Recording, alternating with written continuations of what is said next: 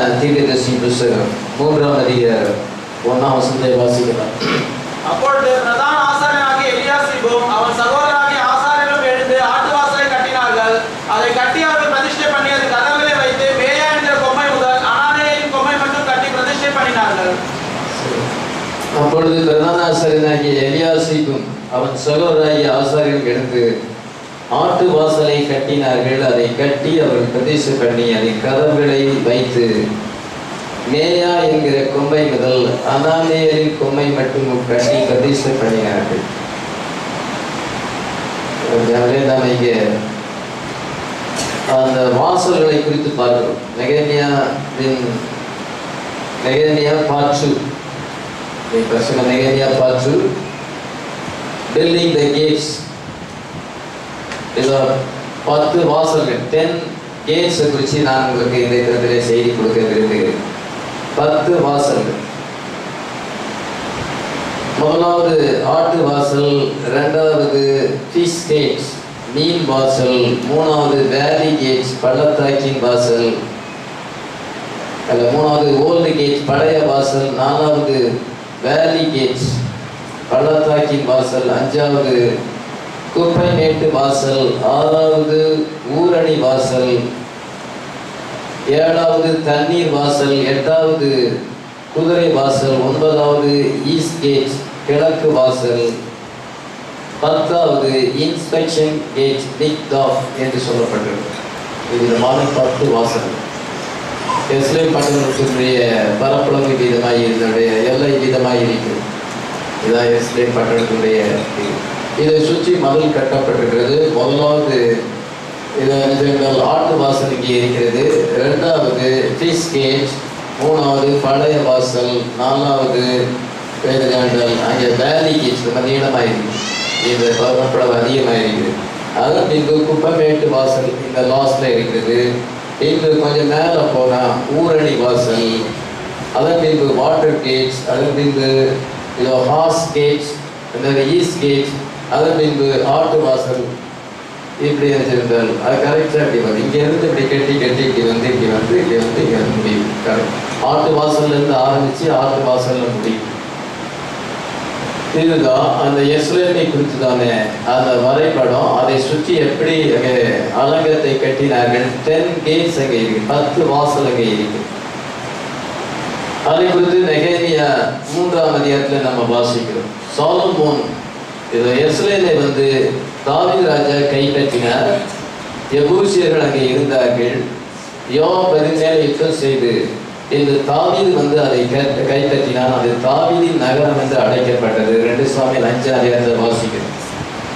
Solomon ஆலயத்தை கட்டினான். அந்த எஸ்லேமை சுற்றி அலங்கத்தை கட்டி எஸ்லேம் வந்து ஹோலி சிட்டியா இருந்தது. அந்த பட்டணம் வந்து மிக அருமையான ஒரு பட்டணமாக இருந்தது. உலகத்தினுடைய தலைநகரமாக இருந்தது. ரிச்சஸ் கண்ட்ரியாக இருந்தது. ஆராதனைகள் நடந்தது. ஜனங்கள் எல்லாரும் ரொம்ப சந்தோஷமாக இருந்தார்கள். ஆவிக்குரிய பிரதமாக இருந்தார்கள். கோல்டன் டேஸ் அப்பொழுது இருந்தது. பின்பு ராஜாக்கள் என்ன செஞ்சார் என்றால் அங்கே வந்து கர்த்தருக்கு தெரியாமல்லாமல் ஜீவித்தார்கள். ராஜ்யபாரம் 2ஆக பிரிந்தது. யூதா கோத்திரத்தாருக்கு எஸ்லேம் கொடுக்கப்பட்டது.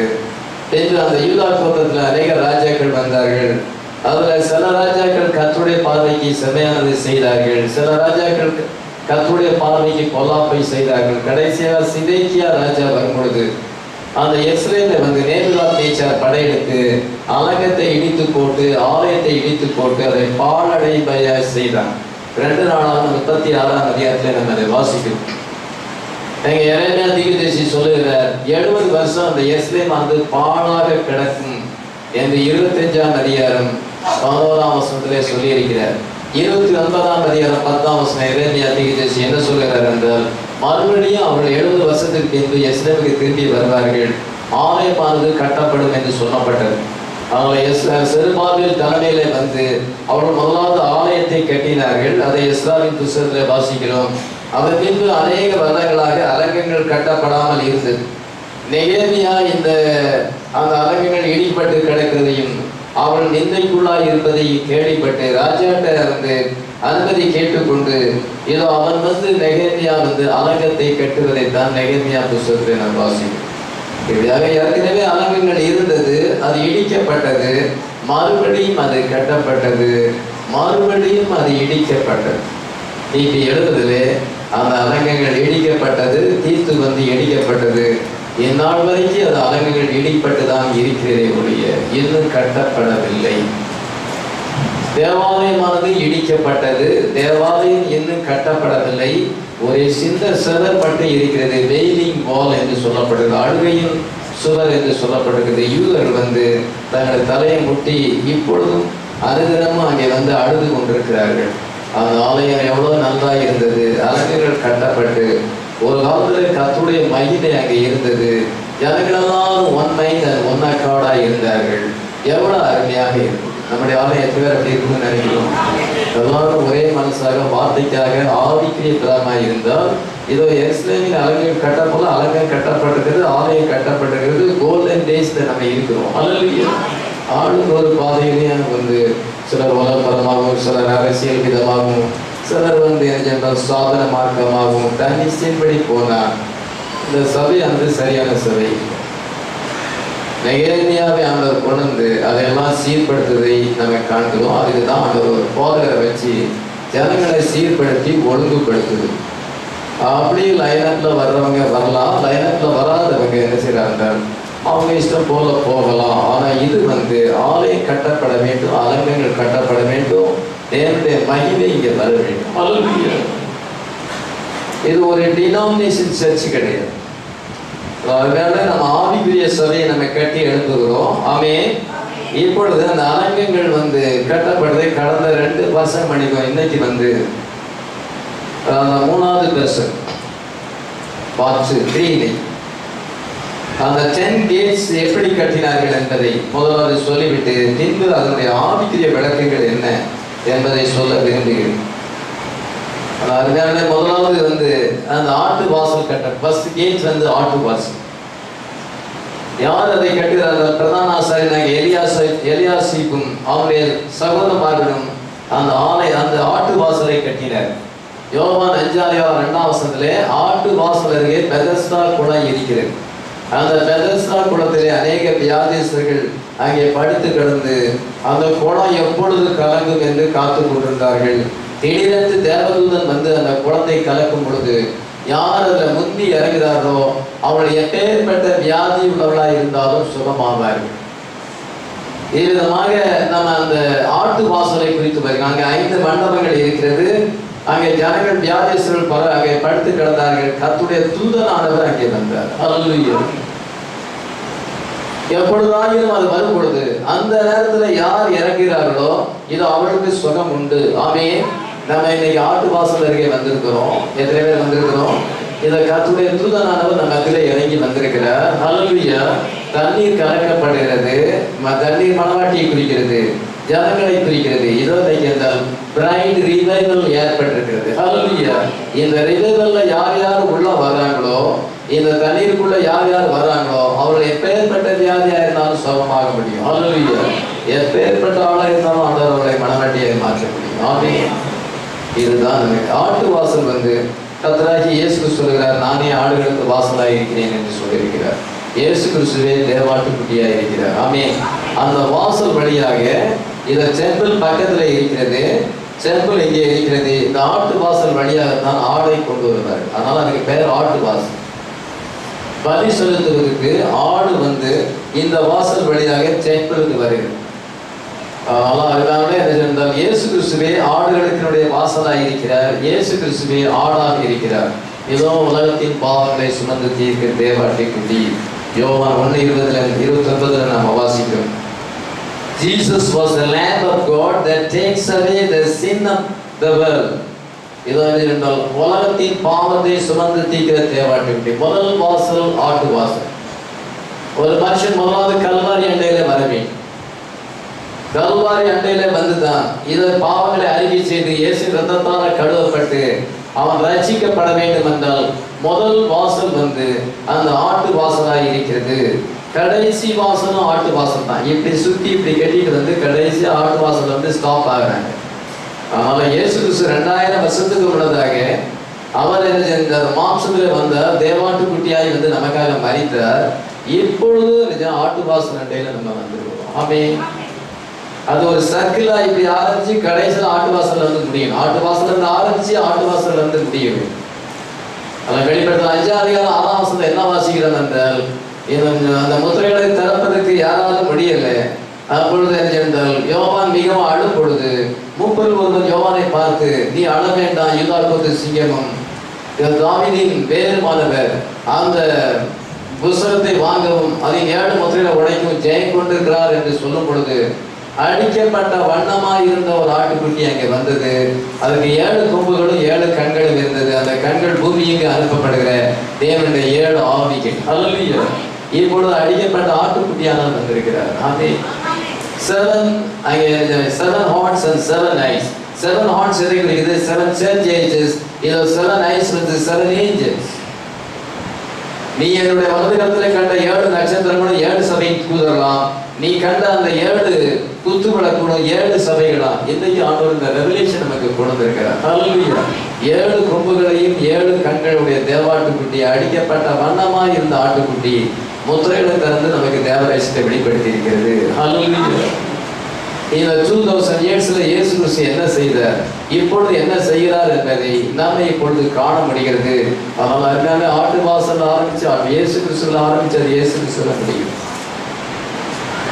இது 7 இந்த 10 கேட்ஸ் வந்து 7 சபைக்காரங்களுக்கு எப்படி பொருந்துகிறதுன்னு பார்க்கும் பொழுது, கர்த்தராகிய இயேசு கிறிஸ்து 2000 வருஷத்துக்கு முன்னாடி மாம்சத்திலே ஆட்டுக்குட்டியாக வந்தார். தேவாட்டுக்குட்டியாக வந்து நமக்காக பலியானார்.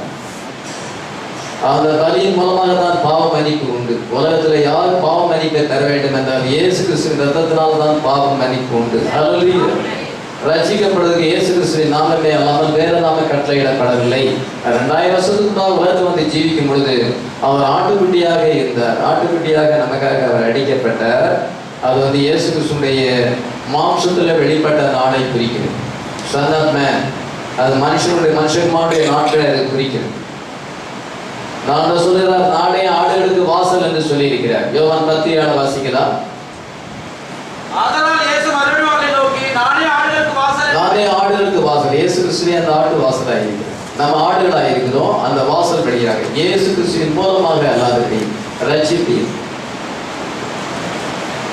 Only through Jesus we get salvation. இதோ என்றால் நம்ம ரட்சிக்கப்படுவதற்கு இயேசு கிறிஸ்துவின் மூலமாக தான். உலகத்திலே இருக்கிற மனதின் கீழே மனுஷருக்குள்ளே இயேசு கிறிஸ்துவின் நாமமே அல்லாமல் வேற ரட்சிப்பு இல்லை. ஆடுகள் வந்து ஆட்டு வாசல் வழியாக இங்கே, நானே ஆடுகளுக்கு வாசல், நானே நல்ல மேய்ப்பன் என்று சொல்லியிருக்கிறார். உள்ளும் பெறமும் சென்று நம்ம இன்னைக்கு மேய்ச்சலை கண்டடைகிறோம். என் ஆடுகள் என் சத்தத்துக்கு செவி கொடுக்கிறது, என் ஆடுகள் எனக்கு பின் செல்கிறது. ஒருவன் என் கையிலிருந்து அதை பறித்து கொள்ள மாட்டான், நான் அவைகளுக்கு நிச்சய ஜீவனை கொடுக்கிறேன் என்று கர்த்தராகிய இயேசு சொல்லியிருக்கிறார். ஆமென். அந்த பீஸ் கேட்ச் வந்து எந்த காலத்து அந்த ஆட்டு வாசல் அந்த சீகேஜ் வந்து கர்த்தராகிய இயேசு கிறிஸ்து உலகத்துல வாழும் பொழுது உள்ள நாளை குறிக்கிறது. ப்ராஃபட்டிக் படிப்பைய தீர்க்க தரிசனத்தின் படி பார்த்தார். அதற்கு நம்ம ஃபீஸ்கேஜை பார்க்கிறோம். மீன் வாசல் நெகேமியா 3:3 வாசிக்கிறோம். மீன் வாசலை அசனாவின் குமாரர் கட்டினார்கள், அதற்கு உத்தரம் பாவி அதற்கு கதவுகளையும் பூட்டுகளையும் தாழ்த்தினார்கள். இரண்டாவது வாசல் மீன் வாசல், ஃபீஸ்கேஜ். இந்த ஃபீஸ்கேஜ் வந்து எதை குறிக்கிறது என்று சொல்லும் பொழுது, இதோ நாம வந்து 1வது ஆட்டு வாசல் வழியாக ரட்சிப்பை கண்டடைந்த பின்பு நாம என்ன செய்கிறோம் என்றால் சத்தியத்தை மற்றவர்களுக்கு சொல்லுவோம், ஆத்துமாக்களை ஆதாயம் பண்ணுறோம். ஃபிஷ் வந்து ஆத்துமா கிடையாது. ரெயின்போ ட்ராட் ஃபிஷ் வந்து அது அந்த ஃபிஷ்ஷை தான் அவர் பிடிக்கணும்னு விருப்பப்பட்டார். அவர் தூண்டில போட்டு அந்த பெரிய மீன் ரெயின்போ ட்ராட் ஃபிஷ், அந்த ஃபிஷ் வந்து எலெக்டட் ஜென்ரல் பீப்புளுக்கு அடையாளமாக இருக்கிறது. தேவனால் தெரிந்து கொள்ளப்பட்ட ஆத்துமாக்கள் தூண்டியல்ல அது சிக்க வேண்டும், வார்த்தைக்குள்ளாக சிக்க வேண்டும், வார்த்தையில அது மாட்டிக்கொள்ள வேண்டும், அது எஜமானுடைய மேசைக்கு போக வேண்டும். ஹல்லேலூயா. Fish gates. ஒரு மனுஷன் ரட்சிக்கப்பட்ட பின்பு அவன் என்ன செய்யறான் என்றால் சத்தியத்தை மற்றவர்களுக்கு சொல்லுகிறான். உண்மையிலேயே ரட்சிக்கப்பட்டார், உண்மையிலேயே வார்த்தையை விசுவாசித்து கர்த்தருக்கு ஒப்பு கொடுத்தால் அவர்களால் சும்மா இருக்க முடியாது, சத்தியத்தை சொல்லுவாங்க. ஆரம்பத்துல ரட்சிக்கப்பட்ட புதுசுல சந்தோஷத்துல சொல்றாங்க, ஒரு 2 வருஷம் சொல்றாங்க, அதுக்கு பிறகு யாருக்குமே சத்தியம் சொல்றது பொதுவா நீங்க உங்க லைஃப் எடுத்து பாருங்க. நீங்க ஆரம்பத்துல வார்த்தையில வந்த பொழுது எத்தனை பேருக்கு சத்தியம் சொல்லியிருக்கீங்க? இப்ப அதே மாதிரி சொல்றீங்களா? மெஜாரிட்டி அந்த மாதிரி செய்ய மாட்டாங்க. ஆரம்பத்துல வார்த்தையை ஏற்றுக்கொண்டு இயேசு கிறிஸ்து நாமத்தில் ஞானஸ்தானம் பெறும் பொழுது ஒரு எமோஷன் ஏற்படுகிறது, ஒரு சந்தோஷம், ரட்சிப்பின் சந்தோஷம் ஏற்படுகிறது. மற்றவங்களுக்கு போய் நம்ம சத்தியத்தை சொல்லுகிறோம், நம்மளோட பழகிறவனுக்கு சொல்லுகிறோம். நாளடைவில் என்ன செய்கிறது என்றால் அதுல அவ்வளோ தூரம் இன்ட்ரெஸ்ட் இல்லாதபடி என்ன ஏற்படுகிறது, யாருக்குமே சத்தியத்தை சொல்றதுல நம்ம பணத்தை சீட்டு வரும் போதும் நம்ம ஆத்மாக்களை ஆதாயம் பண்ண வேண்டும். அதில் மீன் வாசல் வந்து என்ன செஞ்சால் கலிலேயா கடற்கரையிலே மீனை பிடிச்சு இந்த வாசல் வழியாக தான் சிட்டிக்குள்ள கொண்டு வரேன். இதுதான் ஃபிஷ் கேஜ். இந்த ஃபிஷ் கேஜ் வழியாக தான் மீனை கொண்டு வந்து இங்கே விற்பனை செய்கிறாங்க எருசலேமில். அதனால அந்த கேஜுக்கு வந்து ஃபிஷ் கேஜ். அதில் மீன் பிடிக்கிறவங்க கலிலேயா மீன் பிடித்து அங்கே இந்த வழியாக வரும் பொழுது அந்த வாசல் வழியாக தான் மீனை கொண்டு வருகிறார்கள். அதனால் அதுக்கு ஃபிஷ் கேஜ் என்று அங்கே சொல்லப்பட்டது. The fish gate was mentioned next. ஆட்டு வாசலுக்கு பக்கத்துல அது சொல்லப்பட்டிருக்கிறது. அதனால அருமையான ஒரு மனுஷன் ரட்சிக்கப்பட்ட பின்பு அவன் ஆத்துமாக்களை ஆதாயம் பண்ணுகிறான். இயேசு கிறிஸ்து தம்முடைய சீஷர்களை பார்த்து என்ன சொல்லுகிறார் என்றால், என் பின்னே வாருங்கள், follow me, I will make you fishers of men. நான் உங்களை மீன் பிடிக்கிறவர்களாக மாற்றுவேன் என்று சொல்லுவேன், மனுஷரை பிடிக்கிறவர்களாக மாற்றுவேன் என்று சொல்லுவேன். மத்தேயு 4:19. மத்தேயு 4:19. என் பின்னே வாருங்கள், உங்களை மனுஷரை பிடிக்கிறவர்களாக ஆக்குவேன் என்றார். என் பின்னே வாருங்கள், உங்களை மனுஷரை பிடிக்கிறவர்களாக மாற்றுவேன். இதோ அந்த 12 சீஷர்களை பெரும்பாலானவர்கள் மீன் பிடிக்கிறவர்களாக இருந்தார்கள். பேதுரு, அந்திரேயா, யாக்கோபு, யோவான் இவர்கள் மீன் பிடிக்கிறவர்களாக இருந்தார்கள். இயேசு கிறிஸ்து அவர்களை அழைத்தார், என் பின்னே வாருங்கள், உங்களை மனுஷரை பிடிக்கிறவர்களாக மாற்றுவேன். இதுவரைக்கும் மீன் பிடிச்சிங்க, இனிமேல் வந்து அழிவில்லாத ஆத்துமாக்களை ஆதாயம் பண்ணுகிற அந்த மீன்களை மனுஷர்களை பிடிக்கிறவர்களாக மாற்றுவேன் என்று சொன்னார். ஆமென். Follow me, I will make you fishers of men. நம்ம எதிரே மனுஷர்களை பிடிக்கிறோம், மீன் வாசல் வழியாக நம்ம பிரவேசிக்கிறோம். ஆத்துமாக்களை ஆதாயம் பண்ணி தேவ சபைகளே கொண்டு வர வேண்டும். அதுதான் மீன் வாசல். நம்ம ஆத்துமாக்களை ஆதாயம் பண்ணவில்லை என்றால் மீன் வாசலுக்கும் நமக்கும் எந்த சம்பந்தம் இல்லைன்னு. மீன் பிடிக்கிறவர்கள் கலிலேயா கடற்கரையில் மீன் பிடித்து அந்த எருசலேமுக்குள்ள கொண்டு வராங்க. நம்ம ஆத்துமாக்களை ஆதாயம் பண்ணி கிறிஸ்துவத்திலே கொண்டு வருகிறோம். இந்த நேரத்துக்குரிய சத்தியத்தை சொல்லும் பொழுது, ஆண்டவரே என்னை ஒரு பாத்திரமாக பயன்படுத்தும், நான் நெருங்கையனாய் இமை சந்திக்க விரும்பவில்லை, ஆத்துமாக்களோடு கூட நான் இமை சந்திக்க விரும்புகிறேன். கர்த்தாவே என்னை நீர் ஒரு நல்ல கனமான பாத்திரமாக பயன்படுத்தும் என்று சொன்னால் கர்த்தர் பயன்படுத்துவார். ஹல்லேலூயா. இயேசு கிறிஸ்துவை நம்ம கண்ட பின்பு, கர்த்தர் நம்முடைய பாவங்களை மன்னித்த பின்பு நம்ம பெற்ற சந்தோஷத்தை மற்றவர்களுக்கு நம்ம சொல்லுகிறோம். ஆமென். இது வந்து அப்போஸ்தல காலத்தை குறிக்கிறது. அதாவது இந்த படத்துல இன்னும் வரல, அது வந்து அல்பா ஏஜ். இந்த எபேசு சபை காலத்துக்கு முந்தின காலம். அல்பா ஏஜ் வந்து அப்போஸ்தல நடவடிக்கையில் இருக்கிறது. அப்போஸ்தல நடவடிக்கையில் எல்லாருமே அங்க எங்க சத்தியத்தை சொன்னாங்க. ரட்சிக்கப்படுவதை கர்த்தர் அரிதிருந்து சபையிலே சேர்ந்தார். தேவ வசனமான வளர்ந்தது, விருத்தி அடைந்தது, சபைகள் ஸ்தாபிக்கப்பட்டது. எபேசு, சிறுநா, பேர்கமு, தியத்தீரா சபைகள் அதெல்லாம் அந்த அப்போஸ்தல காலத்தில் ஸ்தாபிக்கப்பட்ட சபைகள் தான். தெசலோனிக்கா, கலாத்தியா, இப்படியாக அநேக சபைகள் அங்கே ஸ்தாபிக்கப்பட்டது. எங்கெங்க போனாலும் அங்கெல்லாம் ஆத்துமாக்களை ஆதாயம் பண்ணினார்கள். ஹல்லேலூயா.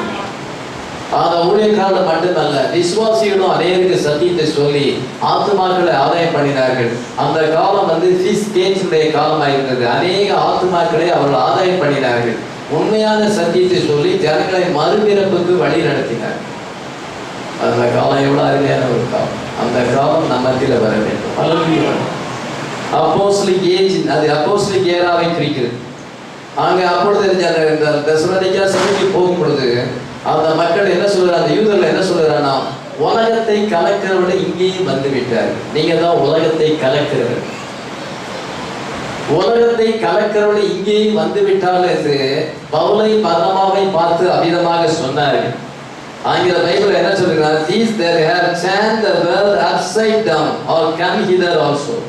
இந்த உலகத்தை தலைகீழாக திருப்புறவங்க, உலகத்தை நம்ம திருப்ப முடியுமா? உலகத்தை தலைகீழாக திருப்பினாங்க. அந்த காலத்துல என்ன செஞ்சாங்க, சத்தியத்தை சொல்லி உலகத்தையே திருப்பினாங்க. அதான் ஃபீஸ் கேட், அது ஒரு காலமாக இருக்குது. நம்ம இன்னைக்கு அவ்விதமான மக்களாக இருக்க வேண்டும். ஹல்லேலூயா. சத்தியத்தை சொல்லி இந்த ஆள் ஒரு பெரிய ஒரு இது கலக்கத்தை ஏற்படுத்துறாரு அப்படின்னு சொல்ற அளவுக்கு நம்ம சத்தியத்தை சொல்ல வேண்டும். ஜனங்கள் வந்து கலங்க வேண்டும், ஏதோ குளம் கலங்க வேண்டும், வெதஸ்தா குளம் கலங்க வேண்டும். நம்ம என்ன செய்தால் உலகத்தை கலக்கிறவர்கள் இங்கேயும் வந்து விட்டார்கள் என்று சொல்லும் பொழுது அவர்கள் சத்தியத்தை சொல்லி உலகத்தை கலக்கினார்கள். முன்குறிக்கப்பட்ட ஆத்மாக்கள் வார்த்தைக்கு வந்தார்கள். ஆமென். நிஜ ஜீவனுக்கு என்று நினைக்கப்படும் வார்த்தை விசுவாசித்தார்கள். அதாவது ஃபீஸ் கேட்ஸ். அடுத்தபடியாக நெகேமியா 3:6 வாசிக்கலாம். பழைய வாசலை பசேயாகின் குமாரனாகிய யோய்தாவும் பேசோதியாவின் குமாரனாகிய மெசுல்லாமும் பழுது பார்த்து கட்டினார்கள். இதாக பழைய வாசல் என்று நம்ம காண்கிறோம். Old gates. அந்த ஓல்டு கேட்ஸை என்ன செய்தார் என்றால் அங்கே சிலர் அங்கே ஓல்டு கேட்ஸ் அங்கே கட்டுகிறார். பழைய வாசல், பழைய வாசல் ஓல்டு கேட்ஸ். தேர்ட் கேட்ஸ் வந்து ஓல்டு கேட்ஸ். அந்த ஓல்டு கேட்ஸ் அங்கே கட்டும் பொழுது அது எதை குறிக்கிறது என்று நீங்க வாசிக்கும் பொழுது பர்சனலா நம்ம பார்த்தோம் என்றால் அது பர்சனல் ஆஸ்பெக்ட்ஸா நம்ம பார்க்கும் பொழுது நம்ம ஓல்டு டேஸ்க்கு திரும்ப வேண்டும். ஹல்லேலூயா. இன்னைக்கு மாடர்ன் கிறிஸ்டியனாக மாறி இருக்கிறார். எந்தையாவது சாதனம் வந்து மாடர்னாக மாறி இருக்கிறது. அந்த பெண்கள் மாடர்னாக டெஸ்ட் பண்ணுகிறார்கள். இது அவருடைய அந்த ஏஜி சர்ச்சையும் மற்ற சபைகளையும் நீங்க பார்க்கும் பொழுது மாடர்ன் கேர்ள்ஸ் மாடர்ன் பாய்ஸ் தான் இங்க இருக்கிறாங்க. அங்க சத்தியம் இல்லை, ஒரு பரவசை ஏற்படுத்தி ஜனங்களை வந்து கவர்ச்சி பண்ண வேண்டும் என்று நோக்கத்தோடு கூட இதை என்ன செய்யறோம்னா ஜனங்களை சேர்க்க வேண்டும் என்ற நோக்கத்தோடு கவர்ச்சிகரமாக சபை மாறி இருக்கிறது. நம்ம வந்து மாடர்னா மாறக்கூடாது, நம்ம ஓல்டு டேஸுக்கு போகணும். ஹல்லேலூயா. பூர்வ பாதைக்கு போக வேண்டும். ஹல்லேலூயா. அந்த அப்போஸ்தலிக் காலத்துக்கு நம்ம போகணும். ஹல்லேலூயா. மாடர்ன் கிறிஸ்டியனா இருக்கணும், நவநாகரிகமாக இருக்க வேண்டும் என்று நினைக்கிறோம். பல தாய்மார்கள் நம்முடைய பிள்ளைகளை சுடிதர் போட்டு வளர்க்க வேண்டும் என்று ஆசைப்படுகிறார். சர்ச்சைக்கு வரும்பொழுது சரி பாவாடை தாவணி, வீட்டில் போனால் சுடிதர், எங்கேயாவது ஃபங்க்ஷன் போனால் சுடிதர். ஏன்னா அந்த பிள்ளைகளுக்கு இவங்களே இடம் கொடுக்குறாங்க. நம்ம கேர்ள் வந்து மாடர்னாக இருக்கணும், அதே போல் பையன்களும் மாடர்னாக இருக்கணும்னு நினைக்கிறாங்க. நம்ம வந்து தேவபக்தி உள்ளவர்களுக்கு ஏதுவாக நம்ம ட்ரெஸ் பண்ணுங்க. நம்மளை பார்க்கும் பொழுது தேவபக்தி உள்ளவர்கள் சொல்லணும். மாடர்ன் பாய்ஸ் மாடர்ன் கேர்ள்ஸாக இருக்கக்கூடாது. தேவபக்தி உள்ளவர்கள் என்று சொல்லிக்கிறோம். நம்மளை பார்க்கும் பொழுது ரியல் கிறிஸ்டியனாக நம்முடைய உடையும் அதை காண்பிக்க வேண்டும். அதனால learning the old ways of truth that never change. அந்த அப்போஸ்தல காலத்தில் கொடுக்கப்பட்ட சத்தியம் வந்து ஒருபோதும் மாறாது. நம்ம அந்த ஓல்டு அந்த வேஸ்க்கு நம்ம போக வேண்டும், அந்த பூர்வ பாதைக்கு போக வேண்டும். அந்த பாதை எங்கே இருக்கிறதோ அந்த பாதைக்கு தான் நம்ம போக வேண்டும். எரேமியா 6:16. எரேமியா 6:16. வழிகளிலே நின்று பூர்வ பாதைகள் எவை என்று கேட்டு விசாரித்து நல்ல வழி எங்கே என்று பார்த்து அதிலே நடவுங்கள், அப்பொழுது உங்கள் ஆத்துமாவுக்கு இளைப்பாறுதல் கிடைக்கும் என்று கர்த்தர். இதோ வழிகளிலே நின்று அப்போஸ்தலிக் உபதேசம் எங்கே இருக்குது, மாடர்ன் டீச்சிங் ஃபால்ஸ் டீச்சிங் எங்கே இருக்கு, அங்கே போகக்கூடாது. இன்னைக்கு நம்ம செய்யல ஃபால்ஸ் டீச்சிங் இருக்கு, அநேக டீவியேஷன்ஸ் இருக்குது. அதனால நம்ம அதை விசாரிக்க வேண்டும். Stand ye in the ways and see and ask for the old paths. பழைய பூர்வ வழி எங்கே இருக்குன்னு பார்த்து where is good way, எங்கே நல்ல வழி இருக்கிறது பார்த்து and walk therein, அதுல நடவுங்கள், அப்பொழுது உங்கள் ஆத்துமாவுக்கு இளைப்பாறுதல் கிடைக்கும். Ye shall find rest for your souls. அப்பொழுதுதான் ஆத்துமாவுக்கு இளைப்பாறுதல் கிடைக்கும், அப்பொழுதுதான் ரட்சிப்பு கிடைக்கும். அந்த ஓல்டு டேஸ் போனோம், அதான் பூர்வ பாதை, அந்த ஓல்டு கேட்ஸ் என்று நம்ம பார்த்தோம். 100ஆம் வருஷத்துலேருந்து 325ஆம் வருஷம் கான்ஸ்டான்டைன் வரும் வரைக்கும் அப்போஸ்தலிக் ஃபாதர்ஸ் இருந்தாங்க, அப்போஸ்தல பிதாக்கள் இருந்தாங்க. கான்ஸ்டான்டைன் வந்த பின்பு இது திருத்துவ பிரமாணம் ஏற்பட்டது. வேற ஒரு உபதேசம், டைட்டில் பேப்டிசம், டினாமினேஷன், இதை என்ன செஞ்சாரு, இதெல்லாமே கான்ஸ்டான்டைன் காலத்துக்கு பின்பு ஏற்பட்டது. கிபி 325 வரைக்கும் ஜனங்கள் அந்த ஓல்டு டேஸில் இருந்தாங்க. அந்த 325 வரைக்கும் உள்ள காலம் வந்து ஓல்டு டேஸாக இருந்தது. அதன் இப்போ கான்ஸ்டான்டைன் வந்து எல்லாத்தையுமே மாற்றி போட்டுவிட்டான். அவன் வந்து அந்த சபையை உலகமான சபையாக, அஞ்ஞான சபையாக, விக்கிரகாராதனை சபையாக மாற்றி போட்டு விட்டான். அதன் பின்பு என்ன வாசிக்கிறோம், 3:13 வசனம். பள்ளத்தாக்கின் வாசலை ஆனூரும் சானோவின் குடிகளும் பழுது பார்த்து கட்டினார்கள். இது பள்ளத்தாக்கின் வாசல் என்று சொல்லப்பட்டது. The valley gates.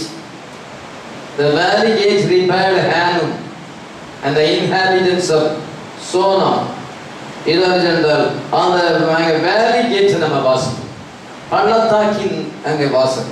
அதனால இந்த வழியாக இந்த பள்ளத்தாக்கி போகும்போது எருசலேமை விட்டு இந்த வழியாக போனால் இங்கே ஒரு பெரிய சமபூமி இருக்கிறது, பள்ளத்தாக்கி.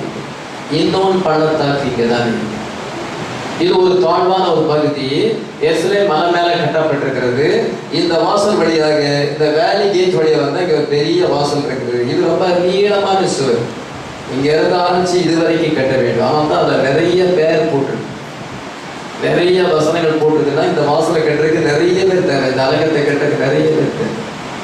அதனால இந்த அலங்கத்தை கட்டி இந்த வாசலை இங்க வைக்கும் பொழுது, வால் அங்கே கட்டி அங்கே கேட்ச வைக்கும் பொழுது இது இன்னொன்று பள்ளத்தாக்குக்கு அங்கே போகும். அதனால இந்த வேலி எதை குறிக்கிறது? ஹியூமிலிட்டி, தாழ்மையை குறிக்கிறது.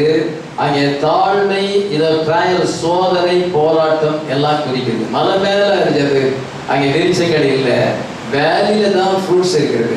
நமக்கு சோதனைகள், நமக்கு போராட்டங்கள், நமக்கு தாழ்மையை கொண்டு வருகிறது, அது கனிகளை கொண்டு வருகிறது.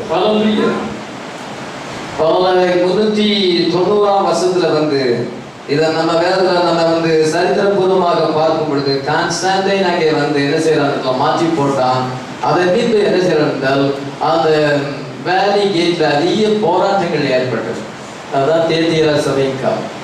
தேத்தியரா சபையின் காலம் பள்ளத்தாக்கின் வாசலாக இருக்கிறது.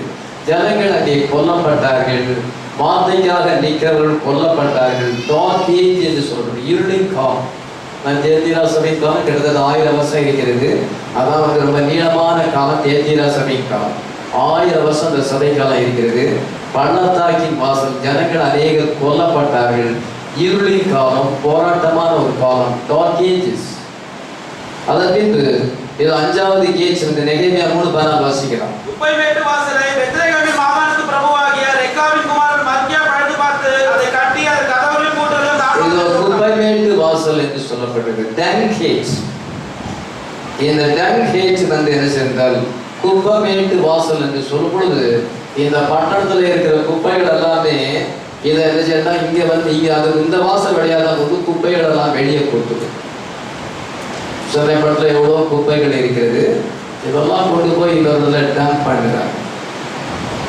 அதனால என்ன இந்த வாசல் வழியாக தான் இதை கடைசியாக அது தாழ்வான பகுதியில் இருக்கிறது. இது இங்க 5வது கேட், டேங்க் கேட். குப்பைகளை கொட்டுது. குப்பைகளை கொட்டலைன்னா என்ன செய்யும்? பட்டணம் நாரிப்போம். அதில் குப்பை சேகரிக்கிறது அவசியம், குப்பைகளை கொண்டு வருவது அவசியம். இதில் என்ன செய்யணும்? அப்பந்தான் பட்டணம் சுத்தமாக இருக்கும். சந்தர்ப்பத்தில் கார்பரேஷன்ல குப்பை ஜெண்டல் அதை எடுத்து சொல்வதற்கு அநேகர் இருக்கிறார்கள், ஸ்கேவேஜர்ஸ் இருக்கிறாங்க. அப்படி இல்லைன்னா சந்தர்ப்பட்டணம் நாரிப்போம். அதே போல எருசலேம் பட்டணம் சுத்தமாக இருக்க வேண்டும் என்றால் குப்பை கூடங்களை கொண்டு சொல்ல வேண்டும். குப்பை கூடங்கள் எதை குறிக்கிறது? நம்மகிட்ட இருக்குதானே தேவை, கர்த்தருடைய வார்த்தைக்கு விரோதமாக இருக்கிற காரியம். இதெல்லாம் நம்மளை விட்டு அப்புறப்படுத்தினாதான் நம்முடைய சோல் இது ஒரு அசுத்தமாக இருக்கும். நம்முடைய ஆவியிலும் நம்முடைய மாம்சத்திலையும் அநேக அசுத்தங்கள் உருவாகுது. அதில் ஆவியிலையும் மாம்சத்திலையும் இருக்கிற அசுத்தங்கள் எல்லாத்தையுமே நம்ம களைந்து போட்டோம் என்றால் நம்ம பரிசுத்தமாக்கப்படுவதை பெற முடியும், சாங்டிஃபிகேஷன் அடையும். 2 கொரிந்தியர் 7:1 வாசிக்கலாம். 2 கொரிந்தியர் 7:1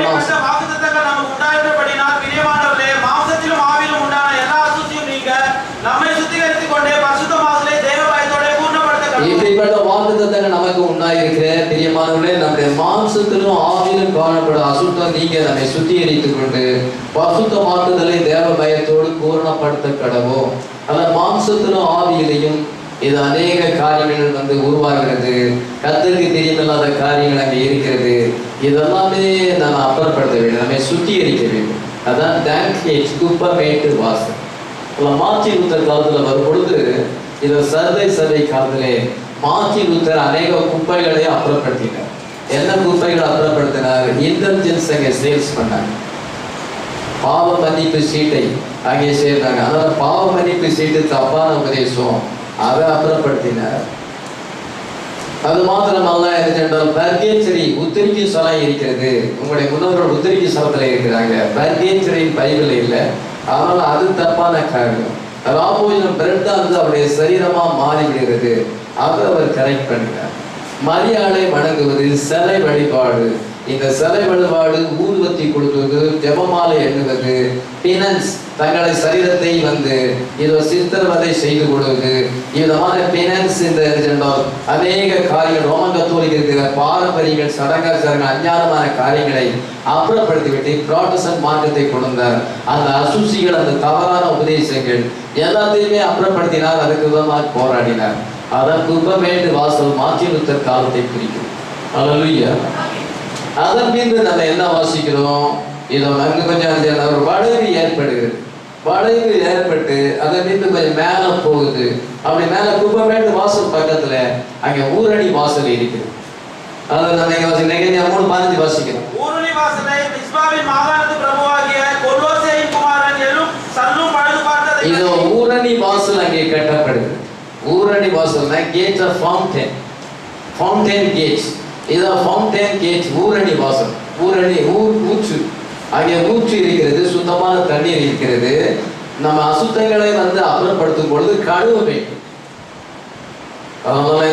கழுவ வேண்டும். இயேசு கிறிஸ்து சமாரிய ஸ்திரியை பார்த்து என்ன சொல்லுகிறார் என்றால், இந்த தண்ணீரை குடிக்கிறவனுக்கு மறுபடியும் தாகம் உண்டாகும், ஆனா நான் கொடுக்கிற தண்ணீரை குடிக்கிறவனுக்கு ஒரு காலம் தாகம் ஏற்படாது, அது அவனுக்குள்ளே நித்திய காலமாய் ஊறுகிற நீரூற்றாய் இருக்கும் என்று சொல்லப்பட்டது. யோவான் 4:14 வாசிக்கலாம். நான் கொடுக்கும் தண்ணீரை குடிக்கிறவனுக்கோ ஒரு காலம் தாகம் உண்டாகாது, நான் கொடுக்கும் தண்ணீர் அவனுக்குள்ளே நித்திய ஜீவகாலமாய் ஊறுகிற நீரூற்றாய் இருக்கும். இது அந்த நீரூற்றாக இருக்கிறது, fountain water.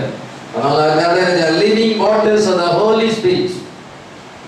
The living waters of the Holy Spirit என்ன செய்கிறது என்றால் cleanse our lives. இது நம்முடைய வாழ்க்கையை அது சுத்திகரிக்கிறது. And empower us for our Christian life. நம்முடைய கிறிஸ்தவ வாழ்க்கையிலே நமக்கு வந்து புதிய பலத்தை கொண்டு வருகிறது, வல்லமையை கொண்டு வருகிறது. பசுத்தாவியை பெறும் பொழுது நீங்கள் வல்லமையான கிறிஸ்தவர்களாக இருக்கிறீர்கள். ஆமென். ரட்சிக்கப்பட்டு நம்முடைய பாவங்கள் கழுவப்படும் பொழுது நம்ம ஹோலி ஸ்பிரிட்டை நம்ம ரிசீவ் பண்ணுறோம். ஹோலி ஸ்பிரிட்டை ரிசீவ் பண்ணும் பொழுது உங்களுக்கு என்ன செய்யறால் அது உங்களுக்கு சுத்திகரிப்பையும் உங்களுக்கு பலத்தையும் கொண்டு வருகிறது. ஆமென். அதனால ஃபவுண்டைன் இங்கே கீழே வந்தது, அப்படி மேலே ஏறு. அதனால ஒரு மேலே நம்ம ஏறு. இப்படி நினைச்சிருந்தால் அதான் ஃபவுண்டைன் கேட்ஸை குறிக்கிறது. இதை நினைச்சிருந்தால் அந்த ஃபவுண்டைன் கேட்ஸை வந்து இது ஜான் வெஸ்லி எங்க வரும்பொழுது ஜான் வெஸ்லி உபதேசம் சாங்டிஃபிகேஷன் உபதேசத்தை கொண்டு இதை ஜனங்களை வந்து சாங்டிஃபிகேஷனுக்கு வழி நடத்தினார். அவன் அந்த காலம் வந்து 1517 1600 வருஷம் வரைக்கும் அந்த சாங்டிஃபிகேஷன் உபதேசம் கொண்டு வந்தப்பட்ட ஜனங்கள் வந்து பரிசுத்தமாக்கப்படணும். எந்த உபதேசத்தை அவர்கள் கொண்டு வந்தார்? அதன் மீது நெகேமியா 3:26 வாசிக்கிறோம். ஓபேலிலே குடியிருக்கிற நிதனிமியரை சேர்ந்த மனிதரும் கிழக்கே இருக்கிற தண்ணீர் வாசலுக்கு வெளிப்புறம் அதன் மீது தண்ணீர் வாசல், வாட்டர் கேட். 7வது வாசல் வந்து வாட்டர் கேட். இந்த வாட்டர் கேட் வந்து இந்த வாட்டர் கேட் எங்கே சொல்கிறதுனா இது பக்கத்துல வந்து அங்கே ஒரு ஆறு இருக்கு, கீகோன் ஆறு இருக்கு. அந்த எசேக்கியா ராஜா அந்த ஆத்தை வந்து இதை அங்கே அணை கட்டி எஸ்ரேல் பட்டணத்துக்குள்ள அதை கொண்டு வந்தார் என்று நம்ம பைபிள்ல 2 நாளாகத்துல வாசிக்கணும். 2 நாளாக 32-30 வாசிக்கணும். அதனால அங்க ஒரு ஆறு இருக்கிறது, வாட்டர் கேட். எஸ்ரேல் பட்டணத்துக்கு வேண்டிய வாட்டர் அங்கதான் இருக்கிறது. அதனால வாட்டர் கேட் என்றது அழைக்கப்படுது. கீயோன் ஆற்றுக்கு அங்கே போகிறது. சாலமன் ராஜாவே அங்கதான் வந்து கோவேறு கழுதையின் மேல் ஏற்றி அவனை ராஜாவாக அங்கே பவனியாக கொண்டார்கள் என்று நம்ம பைபிள்ல வாசிக்கிறோம். வாட்டர் எதை குறிக்கிறது? ஹோலி ஸ்பிரிட்டை குறிக்கிறது. ஆமென். The Holy Spirit is one who makes the word of God alive. பரிசுத்த ஆவியானவர் என்ன செய்கிறார் என்றால் வார்த்தையை ஜீவிக்க செய்கிறதா இருக்கு. நீங்க பைபிள் படிச்சுக்கிட்டே வரலாம், நீங்க வார்த்தையை படிச்சுட்டு வரீங்க, ஆனா அந்த வேத வாய்ச்சி உங்க வாழ்க்கையில நிறைவேறும் பொழுது ஏன்னா நீங்க படிக்கிற வார்த்தையானது உங்க வாழ்க்கையில நிறைவேற செய்கிறது யாரு? பரிசுத்த ஆவியானவர். இந்த வேத வாய்ச்சி என் வாழ்க்கையில நிறைவேறிவிட்டது. அப்ப அந்த வார்த்தையை உயிர்ப்பிக்கிறது யாரு? பரிசுத்த ஆவியானவர். உயிர்ப்பிக்கிறது என்றால் அது நிறைவேறுகிறது, அது ஜீவனோட வார்த்தையா மாறுது. வெறும் டெட் லெட்டர் அல்ல, அது குயிக்கன் ஆகுது, அது ஜீவிக்கிறது. ஹல்லேலூயா. இப்ப கேட்கிற பிரசங்கம் உங்களில ஜீவிக்க வேண்டும். ஆட்டு வாசலாக நீங்க ஆட்டு வாசல் உங்க வாழ்க்கையில நிறைவேற வேண்டும். ஃபிஷ் கேட் நிறைவேற வேண்டும். ஓல்டு கேட் நிறைவேற வேண்டும். வேலி கேட் நிறைவேற வேண்டும். குப்பமேட்டு வாசல் டேங்க் கேட் நிறைவேற வேண்டும். ஃபவுண்டைன் வாட்டர் கேட் எல்லாம் என் வாசல் நீங்க சொல்ற பசங்கெல்லாம் எனக்கு வாழ்க்கையில நிறைவேறி நான் அது என் வாழ்க்கையில நிறைவேறுது. அப்போ பசுதாவியானவர் உங்களை உயிர்ப்பிக்கிறார். உங்களுக்கு அது சம்பந்தம் உங்க லைஃப் வித்தியாசமா இருக்கிறது. நான் சொல்ற பசங்க வித்தியாசமா இருக்கு. நான் நிறைவேறல. நீங்க பைபிள் படிச்சு அது டெட் லெட்டர் ஆயிடும். அந்த வார்த்தையானது ஜீவிக்கிற வார்த்தையா இருக்கிறது. ஹல்லேலூயா. ஒவ்வொரு பகுதியும் என் வாழ்க்கையில மேட்ச் ஆகிறது. நான் அதில் ஒரு பாகமாக இருக்கிறேன். ஹல்லேலூயா.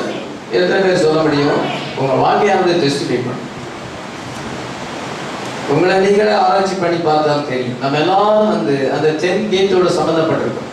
அதான் வாட்டர் கேட்டோட நம்ம சம்பந்தப்பட்டிருக்கோம். ஹல்லேலூயா. பசுத்தாவியானவர் மாத்தி என் வாழ்க்கையில உயிர்ப்பிக்கிறார். ஆமென்.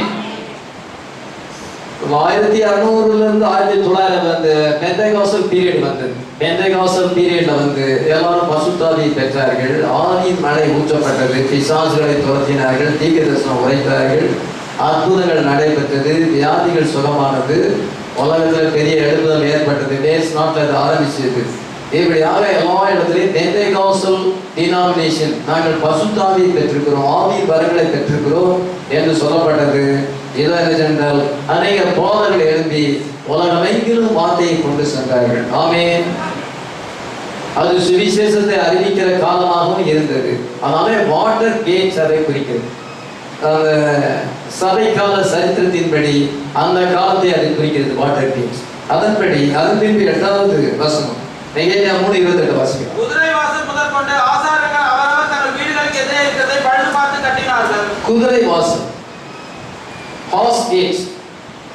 இந்த ஹார்ஸ் கேட்ஸ் எங்க பார்க்கும் பொழுது இந்த ஹார்ஸ் கேட்ஸ் என்றால் இங்க தான் இந்த இடத்துல தான் சாலமன் தன்னுடைய குதிரை லாயத்தை இங்க வச்சிருக்கிறான். குதிரைகள் தொழுவம் அங்கதான் இருக்கு. குதிரைகளுடைய தொழுவம் அங்கே இருந்தால் அந்த இடத்துல அங்க இருப்பதனாலே அதுக்கு வேற ஹார்ஸ் கேட்ஸ் என்று சொல்லப்பட்டது. The king's stables. Men of Jerusalem would ride their horses out of this gate to war. இந்த வழியாகத்தான் குதிரைகளில் ஏறி யுத்தத்துக்கு போனார். அதனால அதுக்கு பேர் என்ன ஹார்ஸ் கேட். யுத்தத்துக்கு குதிரைகள் அந்த வாசல் வழியாக புறப்பட்டு சென்றது. நம்ம இன்னைக்கு ஸ்பிரிச்சுவல் வார்ஃபேர்ல இருக்கிறோம். ஆமென். நான் மாம்சத்தோடு இரத்தத்தோடும் அல்ல, இதனால் வானமண்டல பொல்லாத ஆவியின் சேனைகளோடு நமக்கு போராட்டம் இருக்கிறது. ஆமென். தேவனுடைய சர்வாயுத வர்க்கங்களை நம்ம தரித்து கொண்டு நம்ம ஆவிக்குரிய யுத்தம் செய்யும். என்ன யுத்தம்? பொல்லாத ஆவிகள். பொல்லாத ஆவிகள் வார்த்தைக்கு கீழ்ப்படியாத ஆவிகளோடு வாசலுக்கு போராட்டமா இருக்கு. ஏன்னா அந்த ஆவிகள் கீழ்ப்படிய மாட்டேன். அந்த ஆவிகள் வார்த்தைக்கு விரோதமாக இருக்கிறது. அந்த ஆவிகளோடு போராடி அதை கீழ்ப்படிய வைக்கிறது. இதுதான் ஸ்பிரிச்சுவல் வார்ஃபேர். உங்க வீட்டுல கூட ரசிக்கப்படாத ஆத்மா இருந்தா அது உங்களுக்கு ஒரு போராட்டம். நீங்க ஆவிக்கிறீங்களா இருந்தா போராட்டம், நீங்க ஆவிக்கிறீங்களா இல்லைன்னா எல்லாமே சரியா இருக்கும். நீங்க ரசிக்கப்பட்டா கீழ்ப்படியாத பிள்ளைகள், பைபிள் படிக்காத ஜெபம் பண்ணாத பிள்ளைகள் பார்த்து அவங்களோடு போராடுவீங்க. கணவரோடு போராடும். உங்களுக்கு நீங்க ரசிக்கப்படலைன்னா ஒண்ணுமே பிரச்சனை இருக்கு. ரொம்ப ஸ்மூத்தா போகும். பாவ விசுவாசிகளாக நம்ம உண்மையிலே நம்ம ஸ்பிரிச்சுவலா மாறினா மற்றவங்க சத்தியத்துல வரலன்னா அவங்க குறிச்சு நமக்கு ஒரு போராட்டம் ஏற்படுகிறது. ஆலோசனை சொல்லுவோம். ஏதோ வீட்டுல சில நேரங்கள்ல அதிகமான ஒரு போராட்டம் என்ன ஏற்படுகிறது? வார்த்தை நிமித்தமா அப்படி வரும். அதான் spiritual warfare. Horse gate follows water gate. Water கேட்டை தொடர்ந்து ஹார்ஸ் கேட் வருகிறது. அதுக்கு அடுத்தாப்புல ஹார்ஸ் கேட் வருகிறது. இதை நம்ம என்ன செய்யணும்? ஸ்பிரிச்சுவல் வார்ஃபேர் இப்பொழுது அதிக இன்க்ரீஸ் ஆகி கொண்டிருக்கிறது. ஏன்னா வார்த்தை அதிகமாக உலகம் அதிகமான பாவத்தில் போகும்பொழுது இந்த வார்ஃபேர் அதிகமாயிட்டு போகுது. இந்த யுத்தமும் அதிகமாகி கொண்டே இருக்கு.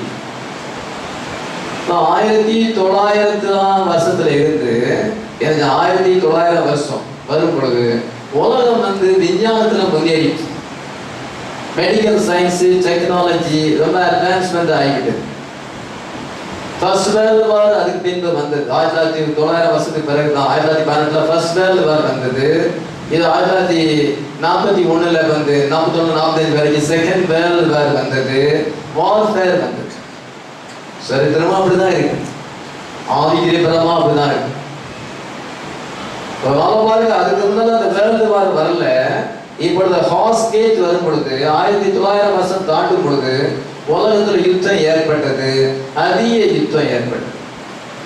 விஞ்ஞானமானது முன்னேறினது, இதன் ஜனங்கள் அதிக பாவத்துல போக ஆரம்பித்தாங்க. இதன் யுத்த கருவிகளை கண்டுபிடித்தார்கள், டெக்னாலஜி இன்க்ரீஸ் ஆனது. இப்போ அதை விட அதிக சயின்ஸ் வந்திருக்கிறது. பாவம் அதிகமாகும் பொழுது நமக்கு போராட்டமும் ஜாஸ்தி. பாவத்துக்கு விரோதமாக நம்ம போராடுகிறோம். ஹல்லேலூயா. பாவத்துல ஜீவிக்கிற ஆத்மாக்களுக்கு விரோதமாக நம்ம போராடும் பொழுது ஸ்பிரிச்சுவல் வார்ஃபேர், ஹார்ஸ் கேட் இப்பொழுது வந்திருக்கு. அதன் மீது என்ன வாசிக்கிறோம்? நெகேமியா 3:29 வாசிக்கலாம். அவனுக்கு பின்னால இம்மேரின் குமாரன் சாதோக் தன் வீட்டுக்கு எதிரே இருக்கிறதை பழுது பார்த்து கட்டினான். அவனுக்கு பின்னால கிழக்கு வாசலை காக்கிற, இத கிழக்கு வாசல், அது என்ன ஈஸ்ட் கேட், அந்த கிழக்கு வாசல் கட்டப்படுது. அந்த ஹார்ஸ் கேட் பக்கத்துல ஈஸ்ட் கேட் இருக்கு. அந்த ஈஸ்ட் கேட் கிழக்கு வாசல் வழியா தான் கர்த்தராகிய இயேசு கிறிஸ்து பவனி வந்தார். ஒரே மகிழ்ந்து இறங்கி இந்த வாசல் வழியா தான் கோவேறு கடை மேல் ஏறி எஸ்லே நகரத்துக்குள்ள பிரவேசி தேவாலயத்துக்கு வந்தார். அதனால அந்த ஈஸ்ட் கேட் வழியாக அவர் வரும் பொழுது அந்த வாசல் இப்பொழுது பூட்டி இருக்கிறது. எசேக்கியேல் தீர்க்கதரிசி புத்தகத்தை நம்ம பார்க்கும் பொழுது அந்த வாசலானது பூட்டி இருக்கிறது. கர்த்தராகிய இயேசு கிறிஸ்து வரும் வரைக்கும் 44:1-2 வாசிக்கும் பொழுது அந்த கேட் இப்பொழுது பூட்டி தான் இருக்கிறது. கர்த்தராகிய இயேசு கிறிஸ்து மறுபடியும் அந்த வாசல் வழியாக வருவார் என்று சொல்லப்பட்டிருக்கு. அதனால it is a coming of the Lord. ஹல்லேலூயா. கர்த்தருடைய வருகையாக இருக்கிறது. 1963 கர்த்தருடைய வருகை நம்ம இருக்கிறது வந்தது என்று விசுவாசிக்கிறோம். ஹல்லேலூயா. அது இன்னும் முடியல. நம்ம செகண்ட் கமிங் பீரியட்ல நம்ம இருக்கு. அது சவுண்ட் வாய்ஸ் ட்ரம்பா இருக்குது. அதனால பாருங்க, அந்த நாட்டு வாசல்ல இருந்து ஆரம்பிச்சு இயேசு கிறிஸ்து மாம்சத்துல வந்திருந்து ஆரம்பிச்சு அப்படியே போயிட்டு இப்போ 1963 நம்ம ஈஸ்ட் கேட் வந்திருக்கிறோம். ஹல்லேலூயா. இது it's season of second coming. நம்ம இன்னைக்கு 2ஆம் வருகையின் காலத்தில் இருக்கோம். ஆனால் ஈஸ்ட் கேட் என்கிறது சூரியன் கிழக்கிலிருந்து வருது. ஜீவன முத்திரைக்கோடு உடைய ஒரு தூதன் சூரியன் உதிக்கும் திசையிலிருந்து ஏறி வர கண்டேன். அந்த முத்திரைக்கோலை உடைய அந்த தூதன் கர்த்தராகிய இயேசு கிறிஸ்து சூரியன் உதிக்கும் திசை கிழக்கு திசையா இருக்கிறது. கிழக்கு திசையிலிருந்து அவர் வருகிறார். அவர் நீதியின் சூரியனாக இருக்கிறார். ஆமென். Second coming of Jesus Christ. Palm சண்டேல அவர் அந்த வாசல் வழியாக வந்த மறுபடியும் அந்த வாசல் வழியாக அவங்க எருசலேமுக்கு வருவார் என்று எதிர்பார்த்துக் கொண்டிருக்கிறோம். The east gate speaks the return of Jesus Christ. இயேசு கிறிஸ்துவினுடைய 2ஆம் வருகை குறிக்கிறது. நாம இன்னைக்கு அந்த காலத்துல நம்ம ஜீவித்துக் கொண்டிருக்கிறோம். அதன் பின்பு கடைசியான கேட் 10th கேட் என்னவென்றால் நெகேமியா 3:31 வாசிக்கலாம். அவனுக்கு பின்னால தட்டானின் குமாரன் மல்கியா மித்காத் என்னும் வாசலுக்கு எதிரே இதனின் மேலும் மளிகைக்காரன் கூடியிருக்கிற சரமுடன் கோடியின் மேல் வீடு மட்டாது இருக்கிறதை பழுது பார்த்து கட்டினான். இது மித்காத் என்று சொல்லப்பட்டது. மித்காத் அது எபிரேய பாஷையில் சொல்லப்பட்டது. மித்காத் என்றால் இன்ஸ்பெக்ஷன் அர்த்தம். இன்ஸ்பெக்ஷன் கேட், இன்ஸ்பெக்ட் பண்ணுது, பரிசோதனை பண்ணுது. ஆகிய யுத்தத்துக்கு போகிற அந்த ராணுவத்தை பார்வையிடுவது. தாவீது அந்த இடத்துல இருந்து தான் பார்வையிட்டான். யுத்தம் எதிரமாய் நடக்கிறது என்பதை அந்த இடத்துல இருந்து தான் பார்வையிட்டான். அதனால இன்ஸ்பெக்ஷன் கேட் நீங்க மேல எடுத்து கொள்ளப்படும் பொழுது கர்த்தர் உங்கள்கிட்ட என்ன செய்வார் என்றால் நீங்க செய்த கிரிகளுக்காக நீங்க கணக்கு ஒப்பிக்கிறீங்க. 2 Corinthians 5:10 வாசிக்கிறோம். 2 Corinthians 5:10. ஏனென்றால் சரீரத்தில் அவனவன் செய்த நன்மைக்காவது தீமைக்காவது தக்க பலனை அடைபடிக்கு நாம் எல்லாரும் கிறிஸ்துவின் நியாயாசனத்துக்கு முன்பாக நம்ம எல்லாரும் கிறிஸ்துவின் நியாயாசனத்துக்கு முன்பாக என்னன்னா கிறிஸ்துவின் நியாயாசனத்துக்கு முன்பாக நம்மள என்னன்னா நம்ம என்ன ஆண்டவருக்காக என்ன செய்யணுங்கிறதுக்கு ரிவார்ட் கொடுக்கப்படும். இதோ நான் சீக்கிரமாய் வருகிறேன், அவனவனுடைய கிரியைக்கு தக்கதாக அவனவனுக்கு அளிக்கும் பலன் என்னோடு கூட வருகிறது. வெளிப்படுத்தல் 22:12 வாசிக்கலாம். உனக்கு நான் இத்தனை வருஷம் கொடுத்தேன் உலகத்துல, உனக்கு விதமான டேலண்ட்ஸ் கொடுத்துருந்தேன், உனக்கு வார்த்தை வெளிப்பாடு கொடுத்தேன், அதை வச்சு நீ என்ன செய்தா அப்படின்னு கேட்பேன். 5 தாளந்தம் வாங்கினவன் இன்னும் 5 தாளந்தம் சம்பாதித்தேன். இதை 2 தாளந்தம் வாங்கினவன் இன்னும் 2 தாளந்தம் சம்பாதித்தான். 1 தாளந்தம் வாங்கினவன் ஒன்று துணியில சீலையில சுத்தி நேரத்துக்குள்ள போதிச்சு வச்சான். அதே போல ஆண்டவர் நம்மகிட்ட கணக்கு கேட்பார். உனக்கு இவ்வளவு ஆயுசு நாளை கொடுத்துருந்தேன், உனக்கு இவ்வளவு காரியங்களை நான் கொடுத்துருந்தேன், நீ எனக்காக நீ என்ன செய்த அப்படின்னு கேட்கும் பொழுது கர்த்தாவே நான் இந்த காரியங்களை செய்தேன்னு சொன்னா உத்தமும் உண்மையான ஊழியக்காரனே, உன் எஜமானுடைய சந்தோஷத்துக்கு பிரவேசி என்று சொல்லுகிறார். ஒரு தாழ்ந்த வாங்கினவன் அதை புதைச்சி வச்சதுனால இவனை அழுகையும் பற்கடிப்பான இடத்துல போடுங்கிறது சொல்லப்படுகிறது. மத்திய 25 வாசிக்கிறோம். அதனால ஒன்றுமே ஆண்டவருக்காக கிரியை செய்யலன்னா உலகத்தில் நம்ம எதுக்காக பிறந்திருக்கிறோம்?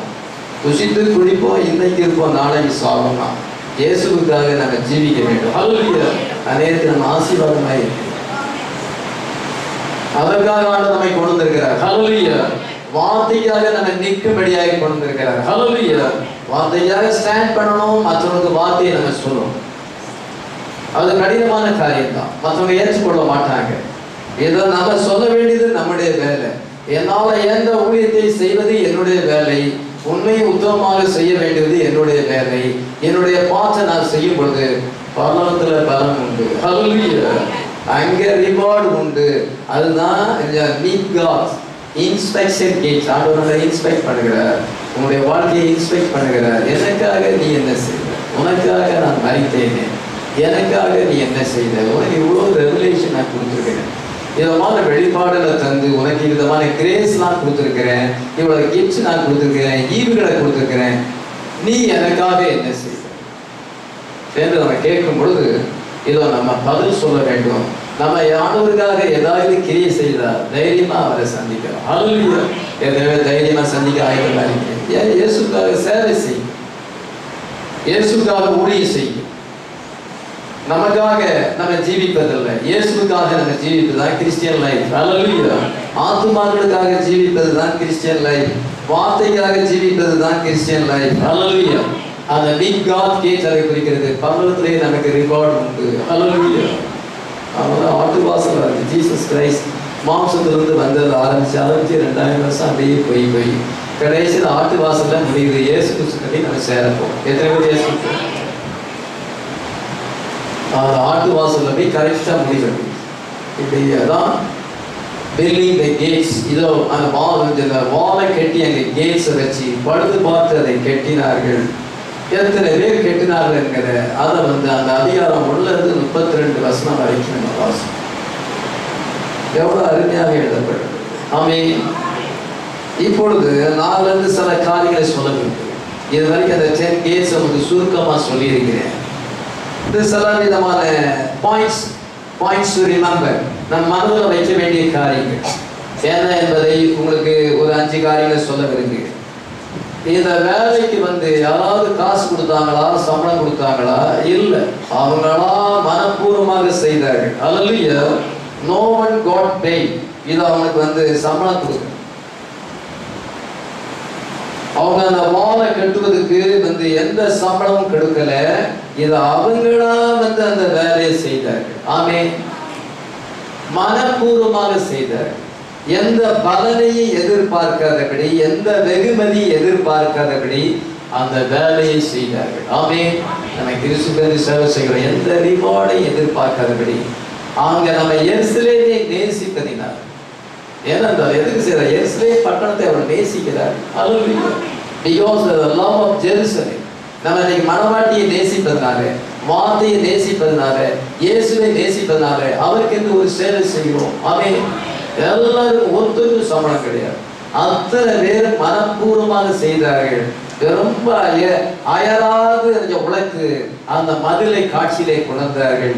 இப்பொழுது எருசலேம் மதில்கள் கட்டப்பட்டிருக்கிறது. சில காரியங்களை நான் சொல்ல விரும்புகிறேன். அவ்வளவுதான் மனப்பூர்வமாக செய்தார்கள். வேலையை செய்வதற்கு ஆவலாய் இருந்தார். முதலாவது நீங்க கவனிக்க வேண்டிய காரியம் என்னவென்றால், எவ்வளவு நாளும் அந்த வேலையானது அந்த அலங்கை கட்டப்படாமல் இருந்தது. யாருக்குமே அதை குறித்து எந்த கவலையும் கிடையாது. ஊழியம் எப்படி போறாங்க, ஆத்துமாக்கள் எப்படி போறாங்க, பாசுறது எல்லாத்தையும் பாருங்க. நமக்கு அதை பற்றிலாம் ஒண்ணும் வேண்டாம். நம்ம சர்ச்சுக்கு போறதே சிலருக்கு ரொம்ப பெரிய காரியமா இருக்கும். அதே பெரிய சாதனை போல நினைப்பாங்க. அதான் நமக்கு ஒரு மினிஸ்ட்ரியில நமக்கு ஒரு பங்கு இருக்கிறது.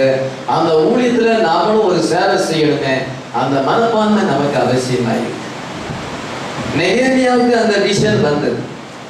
அதனால அந்த முதல்ல அது எங்க ஸ்டார்ட் ஆகுது என்றால், அது நெகேமியாவில் ஸ்டார்ட் ஆகுது. அலங்கத்தை கட்ட வேண்டும் என்ற எண்ணம் நெகேமியாவுக்குள்ள அது ஆரம்பிக்கிறது. நெகேமியா 2:10 வாசிக்கலாம். இதை ஓரோனியான சன்பாலத்தும் அம்மோனியான தொபியா என்னும் ஊழியக்காரரும் கேட்டபோது இஸ்ரவேல் புத்திரன் நன்மையை விசாரிக்க ஒருவன் வந்தான் என்பது அவருக்கு மிகவும் விசனமாக இருந்தது. A man came to seek the welfare of the children of Israel. இஸ்ரவேலின் நன்மையை விசாரிக்க ஒரு மனுஷன் வந்தான் என்று அங்கு ஏனென்றால் ஓரணியான சன்பலாத், அமோனியான தொபியா, அரபியனாகிய கேசன், இந்த 3 fellows இருக்கிறாங்க. எனிமீஸ், 3 adversaries, எருசலேமுக்கு விரோதிகள். இந்த 3 பேருக்கும் இந்த இஸ்ரவேல் புத்திரருடைய நன்மையை விசாரிப்பதற்கு, இவங்களை சீர்படுத்துவதற்கு, இவங்களை வழி நடத்துவதற்கு, இந்த எருசலேமை புதுப்பிப்பதற்கு ஒரு மனுஷன் வந்திருக்கிறான். எங்கிருந்து வந்திருக்கிறான்? பாபிலோனிலிருந்து வந்திருக்கிறான். ஹல்லேலூயா. ராஜாவினுடைய கட்டளையை பெற்றுக்கொண்டு வந்திருக்கிறான். இதை ராஜாண்ட அனுமதி வாங்கி கொண்டு வந்திருக்கிறான். அப்படி வந்ததை இந்த 3 பேருக்கு கேட்கும் பொழுது ரொம்ப அவங்களுக்கு விசனமாய் இருந்தது. They grieved. It grieved them exceedingly. மிகவும் அவங்களுக்கு விசனமாய் இருந்தது. அவங்களுடைய நினைப்பு என்ன? எருசலேம் எப்பொழுதும் பாழாய் கிடக்க வேண்டும், அவருடைய அலங்கங்கள் சுட்டரிக்கப்பட்டு கிடக்க வேண்டும். அப்பதான் நம்ம ஃப்ரீயா நம்ம போகலாம் வரலாம். அலங்கத்தை கட்டிட்டா நம்மள தூக்கி வெளியே அனுப்பிடுவாங்க, நம்ம உள்ள வர முடியாது.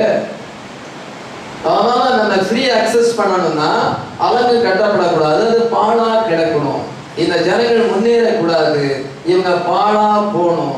இது அலங்கோலமா தான் இந்த எருசலேம் இருக்க வேண்டும் அப்படின்னு அவங்க நினைச்சுட்டு இருக்கிறாங்க. சில விரோதிகள் உண்டு. சர்ச்சு முன்னேறக்கூடாது, சர்ச்சு விசுவாசிகள் நல்ல மாதிரி வரக்கூடாது, பாசம் நல்லா ஆயிடக்கூடாது, அந்த சபை அப்படியே பாலடைஞ்சு கிடக்கணும். அதுதான் அவங்களுக்கு சந்தோஷம். நான் பிசாசு அதை சந்தோஷப்படுவோம். அப்படி யார் சந்தோஷப்படுறாங்களோ அவங்கள பிசாசு இருக்கிறாங்க. அந்த ஊழியம் பிளவுபட்டு போனோம், உடஞ்சி போனோம், ஆத்துமாக்கள் கொஞ்சம் கூட வரக்கூடாது, அது 4-5 பேர் தான் அங்கே இருக்கணும், எல்லாரும் செதறடிக்கப்படணும். பிசாசு அப்படி நினைச்சிட்டு இருக்கோம். இதுதான் இந்த 3 விரோதிகள் அங்கே இருக்கிறது நமக்கு. அதனால இப்பொழுது நெகேமியா அங்க வருகிறான். நெகேமியாவுக்கு அந்த பாடம் ஏற்படுகிறது. இந்த அலகுகள் கட்டப்பட வேண்டும். ஹல்லேலூயா. இந்த ரபீஸா கிடைக்கிற கல்லெல்லாம் என்ன செய்யணும் என்றால் சரியான முழுங்கில் அதை கொண்டு வர வேண்டும், சரியான பொசிஷன்ல அதை வைக்க வேண்டும். தெருவில் என்ன செய்யறான் என்றால் இங்க உள்ள அவன் போயிட்டு இருக்கிறான், அவனுடைய வராதபடி அவனை தடை பண்ணணும் அப்படின்னு நெகேமியாவுக்கு என்ன இருக்குது. ஹல்லேலூயா. இதான் ரியல் பிலீவர்ஸ். எருசலேமை நேசிக்கிறது. ஹல்லேலூயா. எருசலேமை நேசிக்க நம்முடைய சபை ஆவிக்குரிய சபையா இருக்கணும். அது உலகபரமான சபையா இருக்கக்கூடாது, தாறுமாறான சபையா இருக்கக்கூடாது, தேர்கிறிஸ்தவ சபையா இருக்கக்கூடாது. நம்ம சபையில ஜெபம் வேணும், நம்ம சபையில வார்த்தை வேணும், நம்மளுடைய ஜனங்கள் ஆசீர்வதிக்கப்படணும், எல்லாரும் ஒன் மைண்டா இருக்கணும், ஆசீர்வாதமா இருக்கணும், ஆவிக்குரிய பரமா இருக்கணும், எல்லாரும் பிரைடா மனவாட்டியா எடுத்துக்கொள்ளப்படுறதுக்கு போகணும். எத்தனை பேருக்கு அந்த ஸ்பிரிட் இருக்குது? நெகேமியாவின் ஆவி, ஸ்பிரிட் ஆஃப் நெகேமியா. அதனால இஸ்ரவேலுடைய நன்மைகளை விசாரிப்பதற்கு ஒருவன் வந்தான் என்று சொல்லும் பொழுது இவன் எல்லாத்தையும் சரிப்படுத்த போறானோன்னு அவங்களுக்கு மிகவும் அது விசனமாக இருக்கு. பாத்தீங்களா? அவன் என்ன செய்யறான்? he viewed the walls. முதலாவது வால்ஸ் எல்லாம் ராத்திரியில போயிட்டு அந்த வால்ஸ் எல்லாம் எப்படி அலங்கங்கள் எப்படி கிடக்கிறது, அது எவ்வளவு இடிபாடு இருக்கிறது, அந்த கேட்ஸ் எப்படி சுட்டரிக்கப்பட்டு கிடக்கிறது, அந்த வால்ஸ் அண்ட் கேட்ஸ் பார்வையிடுகிறான். பின்பு என்ன செஞ்சான் என்றால் அவன் ஜனங்கள்கிட்ட சொல்லுகிறான், எருசலேமை நேசிக்கிற மக்கள்கிட்ட சொல்லுகிறான், எருசலேம் பாழாய் கிடக்கிறது, அலங்கங்கள் அக்கினியால சுற்றடிக்கப்பட்டிருக்கிறது, நமக்கு இருக்கிற நிந்தையை நீங்க பார்க்கிறீர்களே,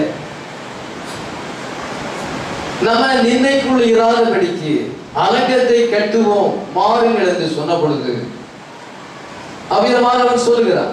2 வாசிக்கிறான். பின்பு நான் அவனை நோக்கி, எருசலேம் பாழாய் இருக்கிறதையும் அது வாசல்கள் அக்கினியால் சுட்டரிக்கப்பட்டு கிடக்கிறதையும் நாம் இருக்கிற சிறுமையும் பார்க்கிறீர்களே, நாம் இனி நிந்தைக்குள்ளாய் இராதபடிக்கு எருசலேமின் அலங்கத்தை கட்டுவோம் வாருங்கள் என்று சொல்லி, ஏதோ நம்ம நிந்தைக்குள்ளாய் இராதபடி அலங்கத்தை, நம்ம பட்டணம் எப்படி இருக்கு, நம்ம சர்ச் எப்படி இருக்குது, இந்த சபை என்ன ஒழுங்கில இருக்கிறது, ஸ்பிரிச்சுவல் பீப்புளா இருக்கணும். சிலர் வேலையா இருக்கிறாங்க, சிலர் மாம்சப்பிரமா ஜீவிக்கிறாங்க, சிலர் வாழ்க்கையில ஜெபமே இல்லை, ஏதோ சில பிள்ளைகள் தாறுமாறாக இருக்கிறது.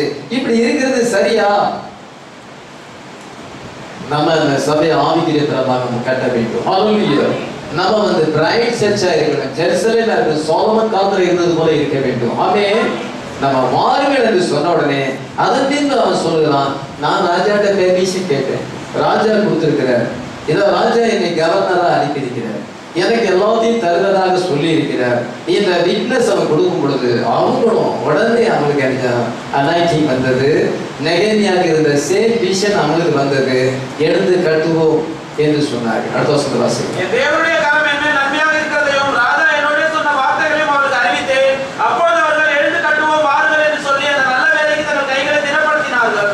He gave his testimony. அவனுடைய டெஸ்டிமனியை சொல்றான். இப்படி சொன்னார், ராஜா என்னென்ன செய்தார், நான் எப்படி ஜெபம் பண்ணேன், ராஜாட்ட போய் நின்னேன், ராஜா என்ன சொன்னார், கர்த்தர் எனக்கு எல்லாத்தையும் கிராண்ட் பண்ணி இருக்கிறார். ஆமென். And they believed his testimony and they rose up to build. இது அவர்கள் கட்டுவதற்கு தங்களை எழுப்பினார்கள். ஹல்லேலூயா. இன்னைக்கு அந்த எஸ்ரேலை விசாரிப்பதற்காக ஒரு மனிதர் வந்திருக்கிறார். ஹல்லேலூயா. அவர் யார்? இதை கடைசி காலத்தில் வந்திருக்கிறார். The mighty angel. Hallelujah. The mighty angel descended from heaven. Hallelujah. பலமுள்ள தூதன் வந்திருக்கிறார். பாஸ்டர் சாமுவேல் கிடையாது. இதோ பலமுள்ள தூதன் வந்திருக்கிறார். பலமுள்ள தூதன் வந்து மணவாட்டியை அனாயிண்ட் பண்ண வேண்டும். Hallelujah. மணவாட்டியை என்றால் அங்கே விவாகத்துக்கு எடுத்துக்கொள்ளப்படுவதற்கு ஆயத்தப்படுத்த வேண்டும் என்று என்றால் பலமுள்ள தூதன் இறங்கி வந்திருக்கிறார். The mighty angel descended from heaven. Hallelujah. தன் வலது பாதத்தை சமுத்திரத்தின் மேலும் தன் இடது பாதத்தை பூமியின் மேல் வைத்து சிங்கம் கர்ச்சிப்பது போல் மகா சத்தமாய் ஆர்ப்பரித்தான். திறக்கப்பட்ட சிறு புஸ்தகம் அவன் கையில் இருந்தது. ஹல்லேலூயா. திறக்கப்பட்ட புஸ்தகத்தோடு இறங்கி வந்திருக்கிறார். வலது பாதத்தை சமுத்திரத்தின் மேல இடது பாதத்தை பூமியின் மேல் வைத்து சிங்கம் கர்ச்சித்து போனார். Hallelujah. The mighty angel has come on the scene. Hallelujah. இப்ப நெகேமியா அன்னைக்கு வந்தது போல இன்னைக்கு mighty angel வந்திருக்கிறார். ஆமென். எதற்காக? மணவாட்டியை கட்டுவதற்கு, அலங்கத்தை கட்டுவதற்காக. Hallelujah. Gates அங்க கொண்டு வருவதற்காக. He has come to take everything under his control. எல்லாத்தையும் தன்னுடைய ஆதிக்கத்திலே கொண்டு வருகிறார். Hallelujah. இந்த பிரணாஜரிக்கு பொழுது இருக்கிற எல்லா ஆவிகளையும் என்னுடைய ஆதிக்கத்தின் கீழ் கொண்டு வருகிறேன் என்று சொல்லுவார். இன்னைக்கு மைட்டி ஏஞ்சல் வரும்பொழுது எல்லா ஆவிகளையும் தன்னுடைய ஆதிக்கத்தில் கொண்டு வருகிறார். தன் இஷ்டம் போல போகாதபடி எல்லாத்தையும் கண்ட்ரோல்ல கொண்டு வருகிறார். ஹல்லேலூயா. இந்த ராப்சரிக் ஃபெய்த் நமக்கு தருவதற்காக வந்திருக்கிறார். ஆமென். அவர் நம்முடைய வெல்ஃபேர் நம்மை விசாரிக்கும்படியாக வந்திருக்கிறார். ஹல்லேலூயா. நமக்கு ஸ்ட்ரென்த் அண்ட் ஹெல்த் கொடுக்கும்படியாக, நம்மை ஆசீர்வதிக்கும்படியாக, நமக்கு வருகிற எல்லா சூழலையும் உதவி செய்யும்படியாக, நமக்கு தேட்புல் கொண்டு வரும்படியாக இதோ mighty angel descended from heaven. Hallelujah. Promise word வீட்டிக்கும்படியாக எல்லாத்தையும் தன்னுடைய ஆதியத்திலே கொண்டு வரும்படியாக 1963 February 28 mighty angel descended from heaven. இப்பொழுது அந்த நெகேமியா நமத்தில் இருக்கிறார். Hallelujah. அலங்கங்கள் கட்டப்பட்டு கொண்டு வருகிறது. எல்லாரும் ஏகமனதாய் உலகமெங்கிருக்க மணவாட்டி இன்னைக்கு வார்த்தையை அறிவிக்கிறார்கள். சத்தியம் வந்து ரொம்ப டீப்பா போயிட்டு, ரைட் மினிஸ்ட்ரி டீப்பா போயிட்டு. இந்த நேரத்தில் ஒரு பெங்களூர்ல ஒரு சகோதரன் போன் பண்ணார். இந்த மாதிரி இருந்தால் உங்களுடைய போன் நம்பர் கிடைச்சிச்சின்னு சொன்னார். நான் மெசேஜ் நீங்க பாருங்க, நிறைய மெசேஜ் இருக்குன்னு சொன்னேன். நான் ஒன் காட பிலீவ் பண்றேன். ஆனால் எனக்கு எந்த சபையும் இல்லை, சாதன சபைக்கு தான் போறேன். ஏதோ ஒரு அம்மா சிலோன்ல இருந்து ஒரு போன் பண்ணாங்க. நாங்க வந்து இந்த தீர்க்கதரிசி வாழ்க்கை 29வது பாகத்தை நான் கேட்டேன்.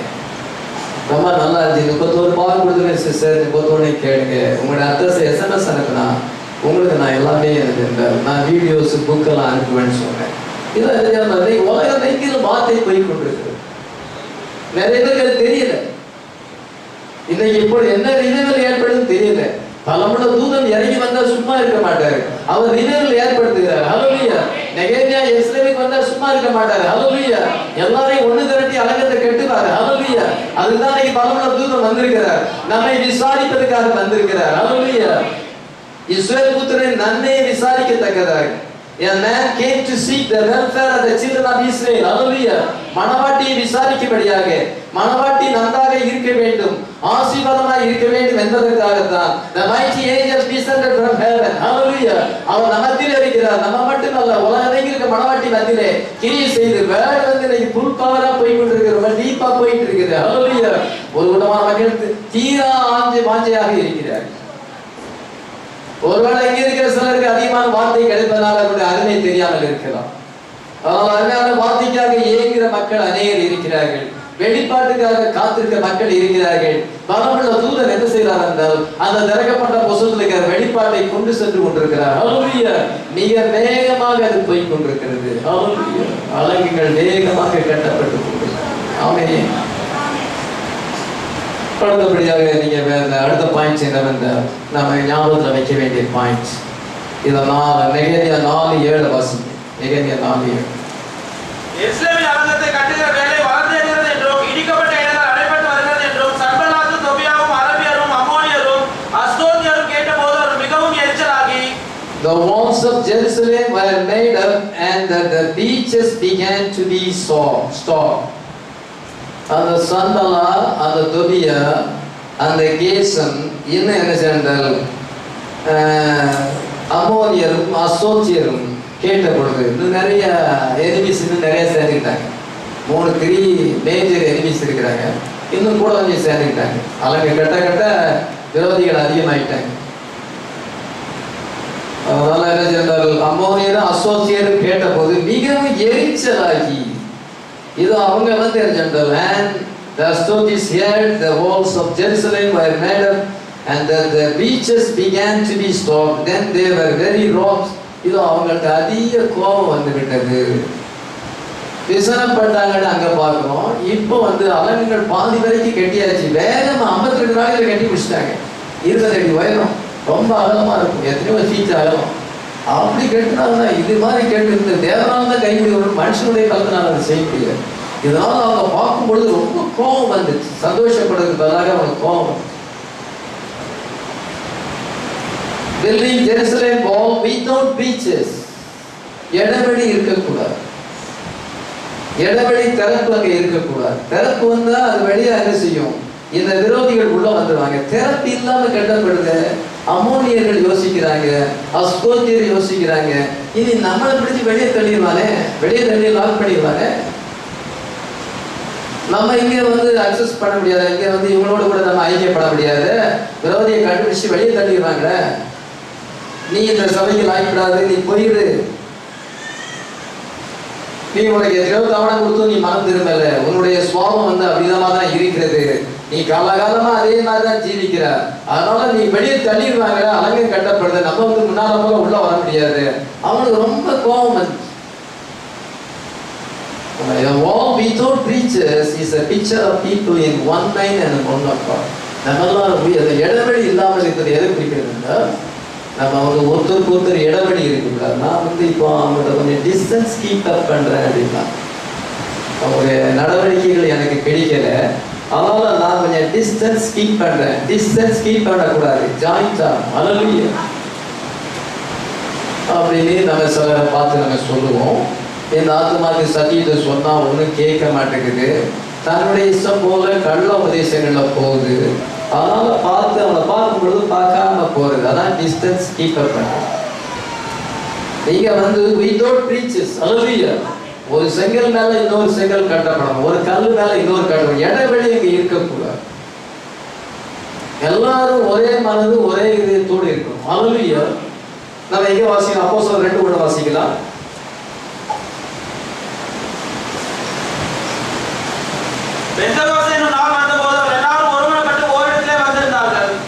இதான் எல்லாரும் ஒருமனப்பட்டு 120 பேரும் அந்த சபையானது இனாகிரேட் ஆகும்போது 120 பேர் இருந்தாங்க.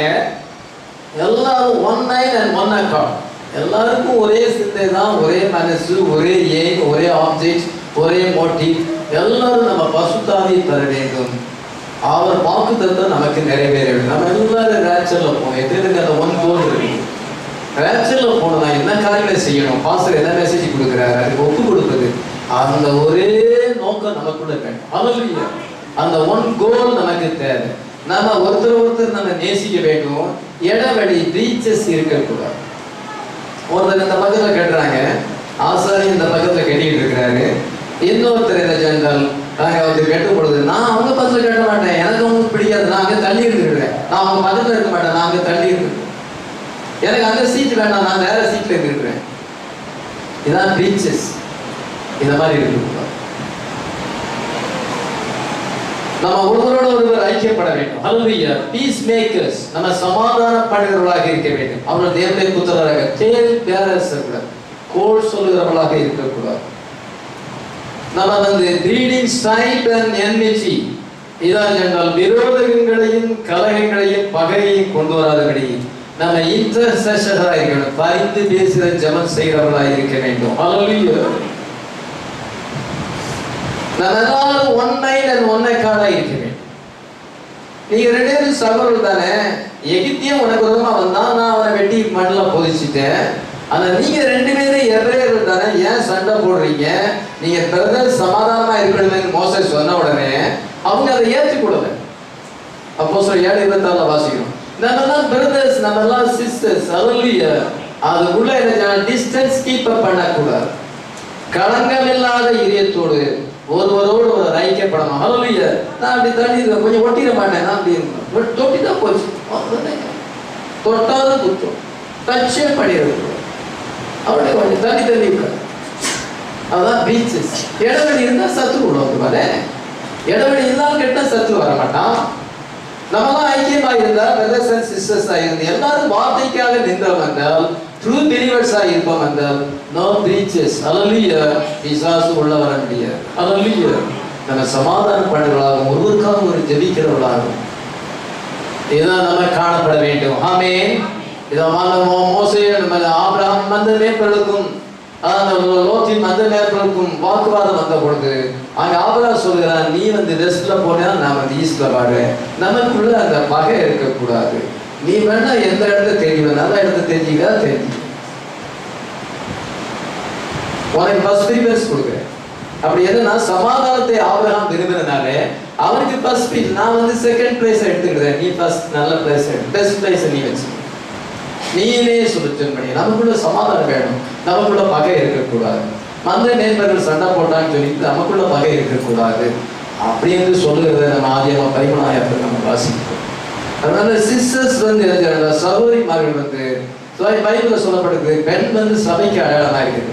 உங்களுடைய அந்த நடை உடை அலங்காரம், உங்களுடைய பழக்க வழக்கங்கள் சபையை பிரதிபலிக்கிறது. இங்க எந்த சர்ச்சைக்கு போறாங்க, எல்லாரும் நீட்டா இருக்கிறாங்க, அழகா இருக்கிறாங்க, நல்ல சர்ச்சைக்கு ரெகுலர் அழகா போறாங்க. ஒரு பெண் தன்மை அவங்கள்ட்ட இருக்கிறது, நல்ல மாதிரி ஒரு டீசெண்டா இருக்கிறாங்க, ஆவிக்குள்ளா இருக்கிறாங்க. நீங்க தான் சபையை பிரதிபலிக்கிறீங்க. நம்ம உலகபரமான மக்கள் போல இருந்தோம் என்றால், வித்தியாசமாக நம்ம வேலையா பிஹேவ் பண்ணோம் என்றால், நம்மளுடைய சபை நீங்க எந்த சபைக்கு போறாங்கன்னு கேட்கலாம். சபைக்கு கேட்டா பேர் ஏற்படும். நம்ம எல்லாரும் ஆவிக்குள்ளா இருக்கும்போது நம்ம தான் சபையை பிரதிபலிக்கிறோம். பெண்கள் சபையை பிரதிபலிக்கிறார். நீங்க ஆவிக்குரிய பிரதமா இருந்தால் நீங்க போற சபை ஆவிக்குரிய சபை என்று அடையாளத்தை நீங்கள் காண்பிக்கிறீர்கள். We are building a wall without breaches. இடைவெளி இல்லாதபடி கட்ட வேண்டும். ஒரு சின்ன இடைவெளி இருக்கக்கூடாது. சத்ரு உள்ள புகுக்க கூடாது. பிசாசின் ஆவிகள் வரக்கூடாது. Religious spirit, political spirit, dynamic spirit உள்ள வரக்கூடாது. ஃபால்ஸ் டாக்ட்ரின், உலகம், இதல் பிசாசு உள்ள வராதபடி நம்ம வாளை கட்டி இந்த வாசலை வைத்து தாழ்பால் போட்டு பூட்டு போட வேண்டும். நம்ம தாழ்பால வைத்து இந்த சபை வார்த்தைக்கு வேலி அடைக்கப்பட்ட சபையாக ஆவிக்குரிய சபையாக இருக்கு. மற்ற சபைகள் எப்படி வேணாலும் இருக்கட்டும், யார் எப்படி போனாலும் வரல. இது ஜெருசலேம். ஹல்லேலூயா. New Jerusalem. ஹல்லேலூயா. அலங்கங்கள் கட்டப்பட்டு தாழ்பால் போடப்பட்டிருக்கிறது. இத சத்துக்கள் உள்ள புக முடியாது, பொல்லாத ஆவிகள் உள்ள புறப்பட்டு யாரும் வஞ்சிக்க முடியாது. ஹல்லேலூயா. The people had a mind to work. இதோ ஜனங்களுக்கெல்லாம் அவர்கள் வேலை செய்து ஆவலாக இருந்தார்கள். சத்ரு நம்ம ஒருவரை ஒருவர் பயிக்க வேண்டும், சத்ரு சண்டை போட வேண்டும் என்று அவன் நினைக்கிறான். ஆனா நம்ம பழுது பார்த்து கட்டுகிறோம். பழுது பார்த்து கட்டுறது என்னது? சில கல்லை செதுக்கணும், உன்னோட ஒன்று ஜாயின் பண்ணணும். இதை ஒருத்தர் கட்டுற சவரை இன்னொருத்தர் கட்டுற சவரோடு இணைய வேண்டும். எப்படியா நிறைய பேர் கட்டுறாங்க. எல்லா சவரையும் இணையும் பொழுது பிரீச்சஸ் இல்லை, இடைவெளி இல்லை. அப்பாலஜி சில காலத்தை தவறு செய்தால் அப்பாலஜி கேட்க வேண்டும், மன்னிப்பு கேட்க வேண்டும், நம்மை தாழ்த்த வேண்டும், நம்முடைய தவறுகளை அறிக்கை செய்ய வேண்டும். இது மாதிரி காரியங்கள்லாம் செய்யும். அதான் டூல்ஸ். அந்த இடைவெளி இல்லாமல் இருக்கணும்னா அந்த டூல்ஸ் நம்முடைய தவறான காரியங்களை ஒத்துக்கொள்ள வேண்டும், நியாயப்படுத்தக்கூடாது.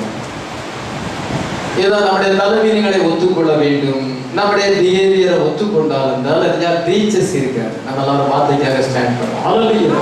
அதான் building the wall without breaches. இதோ இடைவெளி இல்லாதபடி, திறப்பு இல்லாதபடி கட்டணும். ஹல்லேலூயா. அவனுக்கு கட்டி பிரயோஜனம் கிடையாது, சத்துருவுள்ள வந்துடும். அதனால இடைவெளி இல்லாதபடி இந்த சபை வார்த்தைக்கு இருக்க நம்ம இங்க போக முடியாது. அதான் பாதிகளுக்கு நுழைய முடியாது, பலவிதமான சுவாபத்தை உடையவங்க நுழைய முடியாது. இந்த சபையில நம்ம போய் சேர முடியாது. இந்த சபையில போய் நம்ம சேர்ந்துக்கிட்டு அங்க போயிட்டு நம்ம நம்மளுடைய கிரிகளை காமிக்க முடியாது, நமக்கு அங்க வாசம் பண்ண முடியாது. ஏன்னா பாவம் கட்டி இருக்கிறாங்க. ஹல்லேலூயா. அதுல இடைவெளி இல்லை, நம்ம பூரத்துக்குள்ளக்கு இடமே அங்க இல்லை. ஹல்லேலூயா. அதை வீட்டு நீங்க கவனிக்க வேண்டிய காரியம், மூணாவது காரியம், அந்த கேட்ஸ் நம்ம பார்க்கும் பொழுது 10 கேட்ஸ் இருக்குது. 12 இல்ல, 10 கேட்ஸ் தான் அந்த மூணாவது வியாசம் வாசிக்கிறோம். கரெக்டா 10 கேட்ஸ். அது உங்களுக்கு தெரியும். நம்ம 10 கேட்ஸ் நம்ம பார்க்கணும். என்ன கேட்? இந்த 10 கேட்ஸ், கண்ணு ஒரு கேட்ஸ். இது வழியாக நிறைய காரியங்கள் உள்ள போகும். உங்களுடைய பிரைனுக்கு போகுது, கண் வழியாக. அந்த நரம்பு பிரைனுக்கு கொண்டு போகும். நீங்க நரம்பு பிரைனுக்கு ஜாயிண்ட் இருக்குது. நீங்க பார்க்குற காரியம் என்னன்னு இந்த பிரைன்ல போய் பதியும். டிவி பார்த்தா, கம்ப்யூட்டர்ல தேவையில்லாத காரியம் பார்த்தா, கண் இங்கே கேட் வழியாக அது உங்க மைண்டுக்கு அது போயிடும். அதனால தான் அதை பார்க்கக்கூடாதுன்னு சொல்லுவோம். அந்த கேட்டை சாத்தான் பயன்படுத்துகிறாங்க, ஐ கேட்டை பயன்படுத்துகிறோம். அதான் ஐ ஒரு கேட். இதை என்ன சொன்னால் அந்த காது ஒரு கேட், தேவையில்லாத காரியங்களை கேட்கும் பொழுது இயர் கேட். அதில் இந்த நோஸ் மூக்கு ஒரு கேட், அது ஸ்மெல்லிங். இதை நாக்கு டேஸ்டிங். அவன் சிலருக்கு சில டேஸ்ட் கற்றுக்கு தெரியவில்லாத டேஸ்ட் அங்கே வரும். அந்த குடியில் ஒரு டேஸ்ட் வரும். இதை என்றால் அமிதமான ஒரு டேஸ்ட், கற்றுக்கு தெரியவில்லாத காரியங்கள டேஸ்ட் அங்கே வரும்போது அந்த நாவு டேஸ்டிங், சரீரம் ஃபீலிங். இது மாதிரி என்றால் seeing, hearing, smelling, tasting, feeling.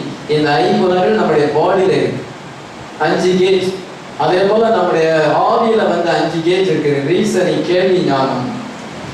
அது பிறகு இந்த அஃபெக்ஷன், பற்று, பாசம், இரத்த பாசம், அஃபெக்ஷன். இதை என்ன சென்றால் அது மாத்திரமல்ல, இமேஜினேஷன், கற்பனை செய்வது, மெமரி, ஞாபக சக்தி, இதோ கான்சியன்ஸ், மனசாட்சி. விதமான 5 புலங்கள் இருக்கு. மொத்தம் 10 கேட்ஸ் இருக்கு.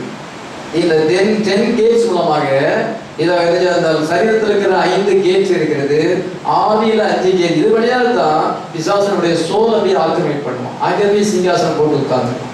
அதுக்கு பிறகு இந்த பையன் பாவியான பையன், பிசாசு இவன் மேல இவனுக்குள்ள பிசாசு இருக்கிறான்.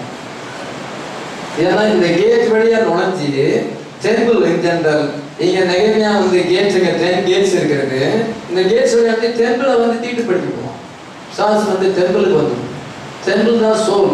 ஆனால் அந்த 10 கேட்ஸ் வழியா டெம்பிளுக்கு வந்துடுவோம். ஆண்டவர் என்ன சொன்னால் இந்த கேட் வழியாக நீங்க இதை கேட் வழியாக அலோவ் பண்ணும்போது ஆண்டவரும் நம்ம சோலுக்கு வர்றார். ஹல்லேலூயா. இந்த 10 கேட்ஸை நம்ம கர்த்தருக்காக நம்ம ஒப்பு கொடுக்கும் பொழுது, இதை வார்த்தைகளை ஒப்பு கொடுக்கும் பொழுது ஆண்டவர் இந்த வார்த்தையானது நமக்குள்ள அது மூலமா காதால கேட்டு, இதை நம்ம கண்ணால நம்ம வார்த்தை பைபிளை பார்த்து இப்படியாக மனசுல அதை சிந்தித்து நம்ம அதை அக்செப்ட் பண்ணும் பொழுது ஹார்ட்ல நம்ம சோல்ல தேவன் சிங்காசனம் கொடுக்கிறார். ஹல்லேலூயா. அதனால நம்ம ரொம்ப ஜாக்கிரதையா இருக்கும். இந்த 10 கேட்ஸை குறித்து நீங்க ஜாக்கிரதையா இருக்கணும். பிசாசு ஆவிகள் உள்ள விடக்கூடாது. பிசாசு ஆவிகள் வருதுன்னா நல்ல தாழ்பாலை போட்டு பூட்டை போட்டணும். காட்ரேஜ் பூட்டை போட்டா உடைக்க முடியாது. வெள்ளை பூட்டை போட்டீங்கன்னா உடைச்சிடலாம், எந்த சாயி படம் தரும். அதனால நல்ல ஸ்ட்ராங்கா பூட்டை போட்டு தாழ்பால் நல்ல இரும்பு தாழ்பாலை போட்டுட்டா பிசாசு வர முடியாது. ஹல்லேலூயா. இயேசு கிறிஸ்து வயிறு பசியா இருக்கிறாரு, 40 நாள் பாக்குறேன். அந்த நேரத்தில் அதை பயன்படுத்தி கொண்டு பிசாசு வர அந்த கல்லுகள் அப்பமாகும்படி செய்யும். அவங்களும் தாழ்பால் போட்டாரு. வார்த்தையை சொல்லிட்டார், மனுஷன் 54 மாதங்கள்ல தேவனுடைய வாயிலிருந்து ஒவ்வொரு வார்த்தையினாலும் கிடைப்பான். ஹல்லேலூயா. இதை எல்லாருமே இந்த பிசாசு அவங்களுடைய பலவீனம் என்னன்னு பார்க்கலாம். உங்களுக்கு என்ன காரியத்துல பலவீனம் இருக்கிறது, எது மேல உங்களுக்கு இருக்கிறது. ஒரு சிலருக்கு அந்த டேஸ்ட் வேணும், சிலருக்கு காது அந்த இயர் என்றால் அது வீக்னஸா இருக்கலாம், சிலருக்கு கண்ணுலாம் இப்படி சிலர் கண்களின் நீச்சல் இருக்கும்போது அவன் அந்த வீக்னஸை பயன்படுத்தி கொண்டு அந்த கேட் வந்து ஸ்ட்ராங்கா இல்லை, இதுல சரியான தாழ்வால் போடல, தட்டுனா திறந்துற போகுது, அல்லது நம்ம ஒரு சாவி போட்டா அது திறந்துற போகுது, கள்ளச்சாவியை போட்டா நம்மளே வந்திருக்கோம். ஆனா நம்ம ஸ்ட்ராங்கா வாட்ட வர முடியாது. 10 gates நம்ம ஸ்ட்ராங்கா தாழ்வால் போடும் பொழுது எந்த விரோதியும் பிசாசு நம்முடைய ஹார்ட்ல வர முடியாது. நம்முடைய ஹார்ட்ல ஒரே ஒரு புலன் இருக்குது, ஃபெய்த் இருக்குது. சொல்லுகிறார் சூப்பர் சென்ஸ் வந்து என்ன, அந்த ஃபெய்த் வந்து என்ன, ஹோலி கோஸ்ட் இதோ இயேசு கிறிஸ்து சிங்காசனம் பெற்றிருக்கிறார், அவர் அங்கே இருக்கும் பொழுது இந்த பிசாசை வந்து தெரிஞ்சால் அது துரத்தி தாழ்பால் போட முடியும். இந்த இடத்துல நீ மாதிரி அவனை நல்ல தாழ்பால் போடுறேன், நீ வெளியே கிட. அவன் பிசாசு வெளியே கிடந்து பார்ப்பான், 1 மணி நேரம் 2 மணி நேரம் பார்ப்பான், தாழ்பால் சாங்கா இருக்குது வேற போயிருவான். இந்த ஆத்மாக்கிட்ட நம்ம கிரியை செய்ய முடியாது. சாங்கா தாழ்பால் போட்டுனாங்க, கேட் நல்ல மாதிரி போட்டுக்கிறான்.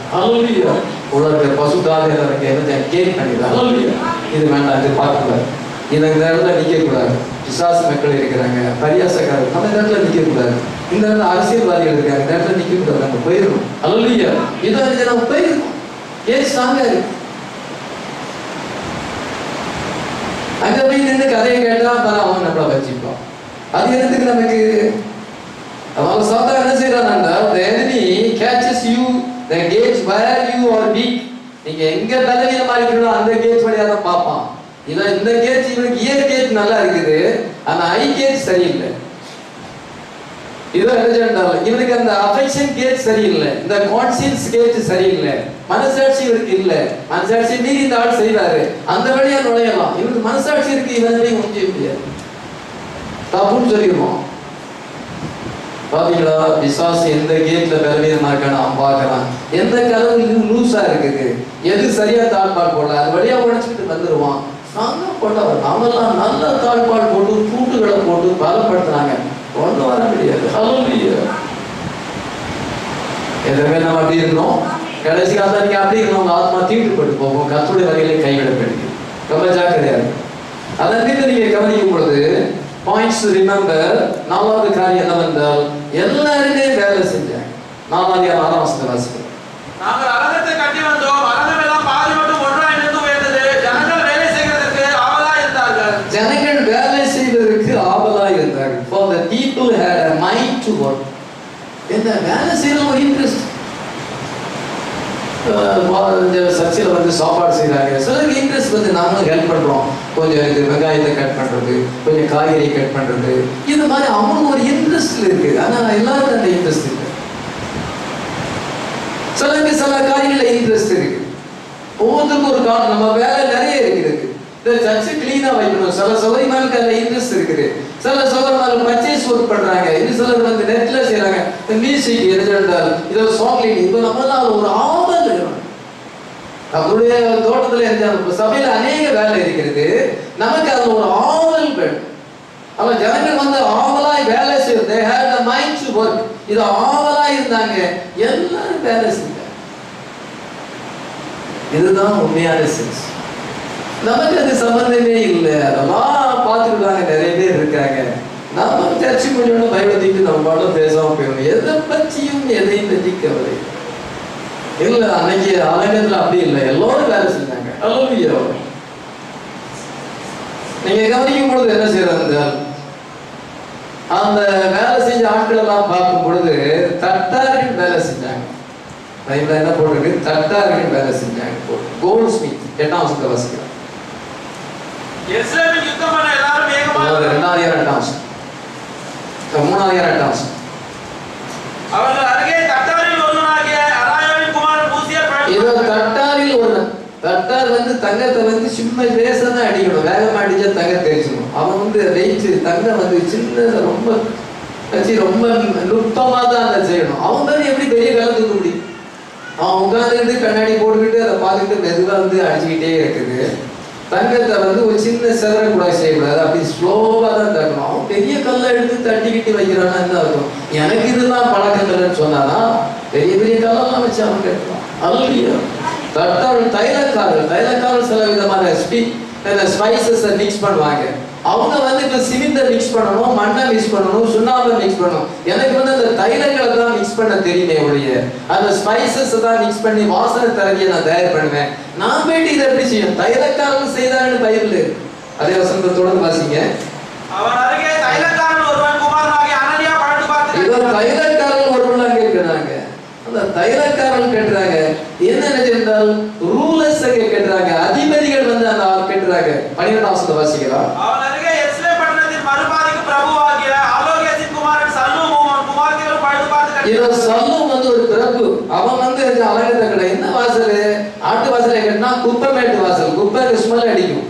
அந்த இடத்துல அவன் வேலை செஞ்சான். குப்பமேட்டு வாசலை கட்டுறான். அவன் பெரிய அதிகாரி, பெரிய ரூலர். அந்த ரூலர் அவனுக்கு வந்து பையங்க இல்லை, நமக்கு பையங்க இல்லைன்னு பிள்ளைகள் அந்த பெண் பிள்ளைகள் சொல்லுது, அப்பா பையங்க இல்லாட்ட பரவாயில்ல நாங்க வந்து கட்டுறோம். பெண் பிள்ளைகளும் வேலை செய்யும். அவன் குமாரத்திகளும் பழுது பார்த்து கட்டினார்கள். Hallelujah. The ruler of the half watch of Jerusalem and his daughters. அதனால அவனுக்கு பையங்க இல்ல, அவனுக்கு பெண் பிள்ளைகள் தான் இருக்குது. டேடி என்ன செய்யறால் நாங்களும் வேலை செய்யறதுக்கு ஆவலா இருக்கிறோம், நாங்களும் அலங்கத்தை கட்டுவோம். Hallelujah. Daughters, goldsmith, perfumers, priest. முதலாவது அங்க அத வந்து ஆட்டு வாசல் ஆசாரியனாகிய எலியாசி கட்டுறான், ஆசாரியர் கட்டுறாங்க. Hallelujah. நான் மாஸ்டர் பர்சன்டா பண்ணுவேன் இல்ல, அவங்களும் கட்டுறாங்க. Hallelujah. கல்லை எடுத்து எரிஞ்ச மண்ணை குடைச்சி எரிஞ்சிருந்தாங்க, சுண்ணால மிக்ஸ் பண்ணி கட்டுறாங்க. என்ன பாருங்க, சில நோபல்ஸ் இருக்கிறாங்க. இது அந்த நோபல்ஸ் வந்து தங்களுடைய நுகத்தை வந்து கொடுக்கலேன்னு பயிர்ல அதையும் ஆண்டவர் பார்த்துட்டு இருக்கிறார், பசுக்காவே பார்க்கிறார். சில பிரபுக்கள் வந்து என்ன செய்யறால் அந்த வேலைக்கு தங்களுடைய கழுத்தை கொடுக்கவில்லை என்று எழுதியிருக்கிறது. அந்த வசனத்தை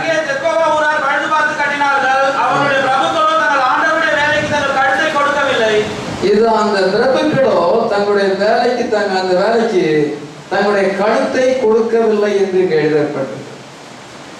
பாத்தீங்களா, பரிசுத்த ஆவியானவர் என்ன கண்டுபிடிக்கிறார் என்றால் சிலர் தங்களுடைய கழுத்தை கொடுக்கவில்லை, அந்த பிரபுக்கள் தங்களுடைய கழுத்தை கொடுக்கவில்லை என்று சொல்லப்படுது. கழுத்தை கொடுக்கிறது என்னது? மாடுல வண்டியில வந்து அந்த புல்லட் அந்த காளை போடும் பொழுது அது வந்து காளை மாடு தன்னை சும்மா அப்படி சுத்திட்டு வரலான்னு தான் நினைக்கும் ஃப்ரீயா. ஆனா வண்டியில மாட்டணும்னா கழுத்தை கொடுக்கணும். அது தன்னுடைய சொந்த சித்தத்தை நிறுத்து எஜமானுடைய சித்தத்துக்கு ஒப்பு கொடுப்பது. அதே போல நம்ம இஷ்டமா சுத்திட்டு வரலாம், அங்க சுத்தலாம் இங்க சுத்தலாம் இப்படியே இருக்கலாம். ஆனாலும் நம்ம அப்படி சுத்தாதபடி எஜமானுக்கு கீழ்ப்படிஞ்சு நுகத்துக்கு ஒப்பு கொடுக்கணும். Hallelujah. என் சித்தத்துக்குப்படி ஆண்டு இல்லாத சித்தத்தை பசுதாவின் வழிநடத்துக்கு என்னை ஒப்பு கொடுக்கிறேன். Hallelujah. இந்த நோபல்ஸ் வந்து தன்னுடைய கழுத்தை கொடுக்கவில்லை. சிலர் வேலையில கழுத்தை கொடுக்க மாட்டார்கள், ஃப்ரீயா சுத்திட்டு. ஆனா நம்ம வார்த்தைக்கு என் நுகத்தை உடனே ஏற்றுக்கொண்டு என்னென்று கற்றுக்கொள்ளுங்கள். Hallelujah. இந்த ஊழியத்துக்காக நம்முடைய நுகத்தை கொடுப்பது, கர்த்தருடைய வார்த்தைக்காக நம்ம கழுத்தை தாழ்த்தி அந்த வெயிட்டை எடுத்துட்டு போறதுக்காக ஒப்பு கொடுக்கும்படியாக வந்திருக்கோம். எத்தனை பேர் வந்திருக்கிறோம்? நம்ம இஷ்டப்படி போவதல்ல. பவுல் நான் கிறிஸ்துவினால் கட்டப்பட்டிருக்கிறேன். I am a prisoner to Christ. Hallelujah. வார்த்தையினால் கட்டப்பட்டவனாகிய பவுல் என்று நான் செய்தி கொடுத்திருக்கிறேன். வார்த்தைக்கு அப்பாற்பட்டு எந்த காரியத்தையும் செய்ய முடியாது. நம்ம மனம் போல எந்த காரியத்தையும் செய்ய முடியாது. செய்யலாம், ஆனா நான் செய்யக்கூடாது. ஏனென்றால் செய்யறதுக்கு எனக்கு சுயாதீன சித்தம் இருக்கிறது. ஆனால் நான் வந்து என் கழுத்தை வந்து வார்த்தைக்கு கொடுக்கிறேன். Hallelujah. அதுக்கு அப்பாற்பட்டு நான் செய்ய முடியும். எதுவுமே சொல்ல முடியும். இதுதான் ட்ரூ பிலீவர்ஸ். இங்கே அப்படியாப்பட்ட பிலீவர்ஸ் தான் நமக்கு. அதன் பின்பு நம்ம நேரத்தில் நம்ம வாசிக்கும் பொழுது இதை என்ன சொல்றால், இப்படி தட்டார்கள், ஆசாரியர்கள், பிரபுக்கள், பெண் பிள்ளை, டாட்டர்ஸ், குமாரத்திகள், who were rich, எல்லாருமே. This is the body of Christ. Hallelujah. கிறிஸ்துவின் சரீரமாகிய சபை. இது லோக்கல் காங்கிரிகேஷன் மட்டுமல்ல. இந்த செய்தியை மற்றவங்க கேட்கிறாங்க, ஏன் கேட்க கொடுக்குறோம்? அது பாடி ஆஃப் கிரைஸ்ட் பக்திவிருத்தி அடைய வேண்டும். Hallelujah.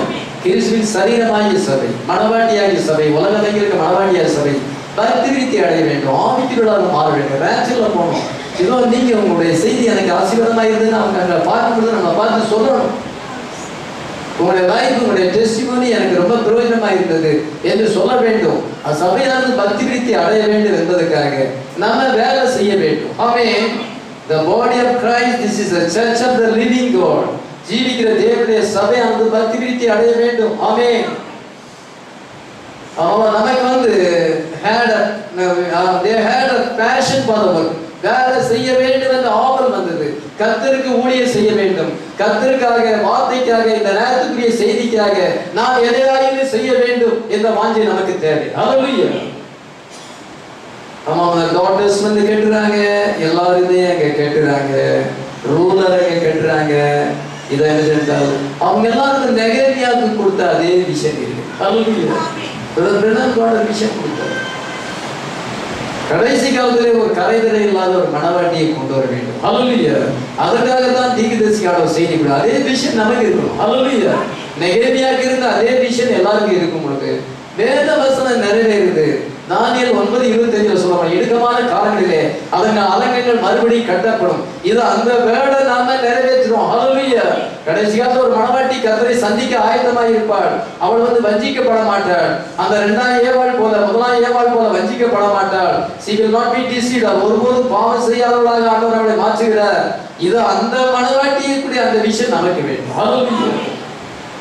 நாளைக்கு யாரும் வந்து இல்ல, எல்லாருமே வந்து நான் இந்த வேலை செய்ய மாட்டேன், எனக்கு தெரியாது இந்த வேலை அப்படின்னு சொல்ற எல்லாரும் மளிகை கடைக்காரங்க கூட அங்க கட்டியிருக்கிறாங்க.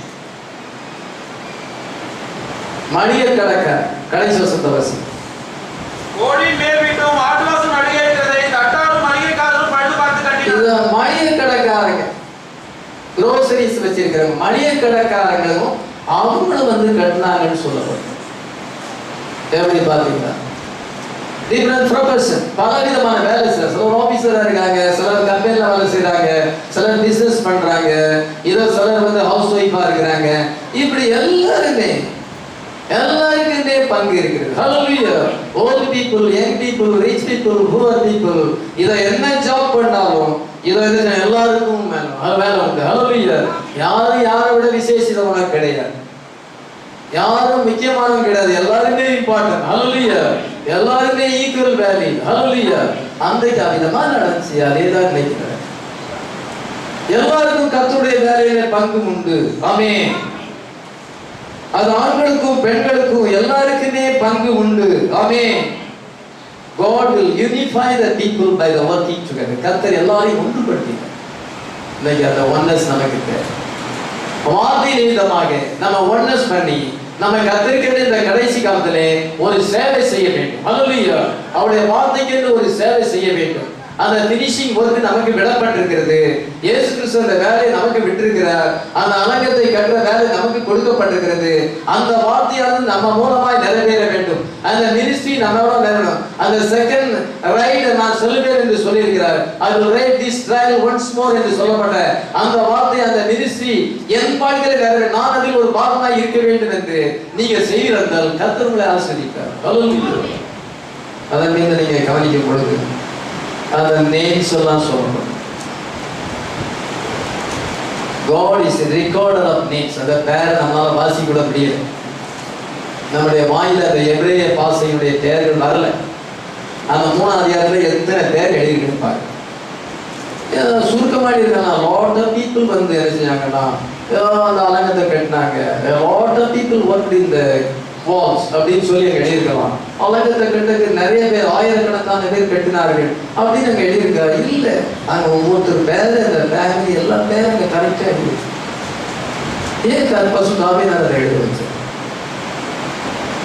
கர்த்தர் பார்க்கிறார், மேல இருந்து பார்க்கிறார். யார் யார் அவங்க பேரெல்லாம் அவருக்கு தெரியும். ஹல்லேலூயா. உங்களுடைய பேர் அவருக்கு தெரியும். ஹல்லேலூயா. யார் யார் வேலை செய்யறாங்க, இந்த மனவாட்டி ஊழியத்துல யார் யார் வேலை செய்யறாங்க, உலகில் இருக்கிற ஜனங்களை பார்க்கிறார். யார் யார் இன்ட்ரெஸ்டா ஆவலாக வேலை செய்யறாங்க, எனக்கு என்று சேவை செய்கிறார்கள், அலங்கத்தை கட்டுகிறார்கள். இதான் ஃபைனல் மினிஸ்ட்ரி.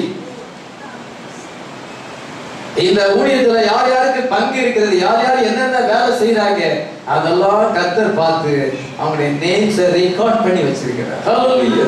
எத்தனை வருஷத்துக்கு முன்னாடி கிறிஸ்து பிறப்பதுக்கு எத்தனை வருஷத்துக்கு 4 வருஷத்துக்கு முன்னால நடந்தது இன்னைக்கு ரெக்கார்ட்ல நம்ம வாசிக்கிறோம். He was watching how they were doing, what they were doing in the church. அவங்க என்ன செய்யறாங்க, என்ன வேலை செய்யறாங்க, யாருக்கு பின்னால கட்டுறாங்க, யாருக்கு முன்னால கட்டுறாங்க, அது அதனால அவங்க என்ன வேலை செய்யறாங்க, எந்த வாசனை கட்டுறாங்க, அவங்க எந்த இடத்துல இருக்கிறாங்க, எல்லாத்தையுமே இது பண்ணுறது. அது சும்மாவா பைபிள் எழுதி வச்சிருக்குது, உங்களுக்காக எனக்காக தான் எழுதி வச்சிருக்கு. நான் எந்த இடத்துல வாசனை கட்டிக்கிட்டு இருக்கிறேன், நான் எங்க கட்டுக்கிறேன், இதை கர்த்தர் எல்லாத்தையும் ரெக்கார்ட் பண்ணி வச்சிருக்கிறார். God is recorded about me. சமயம் கர்த்தருக்கு ஒரு ஞாபக புத்தகத்தை வச்சிருக்கார். மத்திய 3:16 வாசிக்கலாம். அப்பொழுது கர்த்தருக்கு பயந்தவர்கள் ஒருவரோடு ஒருவர் பேசிக் கொள்வார்கள். கர்த்தர் கவனித்து கேட்பார். கர்த்தருக்கு பயந்தவர்களுக்காகவும் அவருடைய நாமத்தை தியானிக்கிறவர்களுக்காகவும் ஞாபக புத்தகம் ஒன்று அவருக்கு முன்பாக எழுதப்பட்டிருக்கிறது. என் சம்பத்தை நான் சேர்க்கும் நாளிலே அவர்கள் என்னுடையவர்களாக இருப்பார்கள் என்று சேனைகளின் கர்த்தர் சொல்லுகிறார். ஒரு மனுஷன் தனக்கு ஊழியம் செய்கிற தன்னுடைய குமாரனை கடாட்சிக்கிறது போல நான் அவரை கடாட்சிப்பேன். நீங்க தொடர்ந்து வாசிக்கும் ஊழியம் செய்தவனுக்கும் ஊழியம் செய்யாதவனுக்கும் உள்ள வித்தியாசத்தை காண்பிப்பார். கர்த்தர்ல ஒரு ஞாபக புத்தகம் இருக்கு. யார் யார் என்னென்ன வேலை செய்யறாங்க, எந்தெந்த காலத்துல யார் யார் என்ன வேலை செஞ்சாங்க, இந்த 7 churches இந்த கடைசி காலத்துல யார் யார் என்னென்ன வேலை செஞ்சாங்க, இயேசுக்காக என்ன செய்தாங்க, உடைய வார்த்தைக்காக என்ன செய்தாங்க. நீங்க ஆண்டவருடைய புண்ணியத்தை அறிவிக்கிறதாக அரசியல்வாதிகள் புண்ணியத்தை தான் நாளில் எல்லாம் தெருவா அறிவிப்பாங்க. இயேசு கிறிஸ்து புண்ணியத்தை நம்ம அறிவிக்கிறது கிடையாது. அரசியல்வாதிகள் தெருவா அறிவிக்கிறோம். அழிஞ்சு போகிற மனுஷங்க, அழிஞ்சு போகிற ராஜ்யத்துக்காக எவ்வளவு பிரயாசம், எவ்வளவு பணம், எவ்வளவு வெக்கப்படாத தெருவா சொல்றான். அதுக்கு எவ்வளவு செலவு பண்றான். அதனுடைய வார்த்தையை அறிவிக்கிறது. என்ன செலவு பண்றோம், என்ன செய்யறோம், வாயை திறக்கிறோமா யோசிப்பாரு. இன்னும் கொஞ்ச நாள்ல பாருங்க என்ன நடக்குது பாருங்க. ஆவிகள் ஆக்ரோஷமா போதும். அதனால அவ்விதமான ஒரு காலத்துல நம்ம ஜீவிக்கிறோம். இந்தியா முழுசும் ஒரே அனைச்சல் தான். எங்க பார்த்தாலும் ஆவிகள் போதும், போகாத ஆவிகள் ஒன்றோட ஒன்று போதும். விதமாக நம்ம பசுத்தாய் பெற்றுவோம். இயேசுடைய புண்ணியங்களை அறிவிக்கிறோமா, அவருக்கென்று ஊழியம் செய்கிறோமா. ஆனால் பார்க்கிற அவன் மேல ரெக்கார்ட் அங்க வால் போஸ்டர்ல பேர் இருக்கும், அங்கங்க நோட்டீஸ்ல பேர் இருக்கும். பேர் போடணும்னு ஆசைப்படுறான், தான் பேர் அங்க வரணும்னு ஆசைப்படுறான்.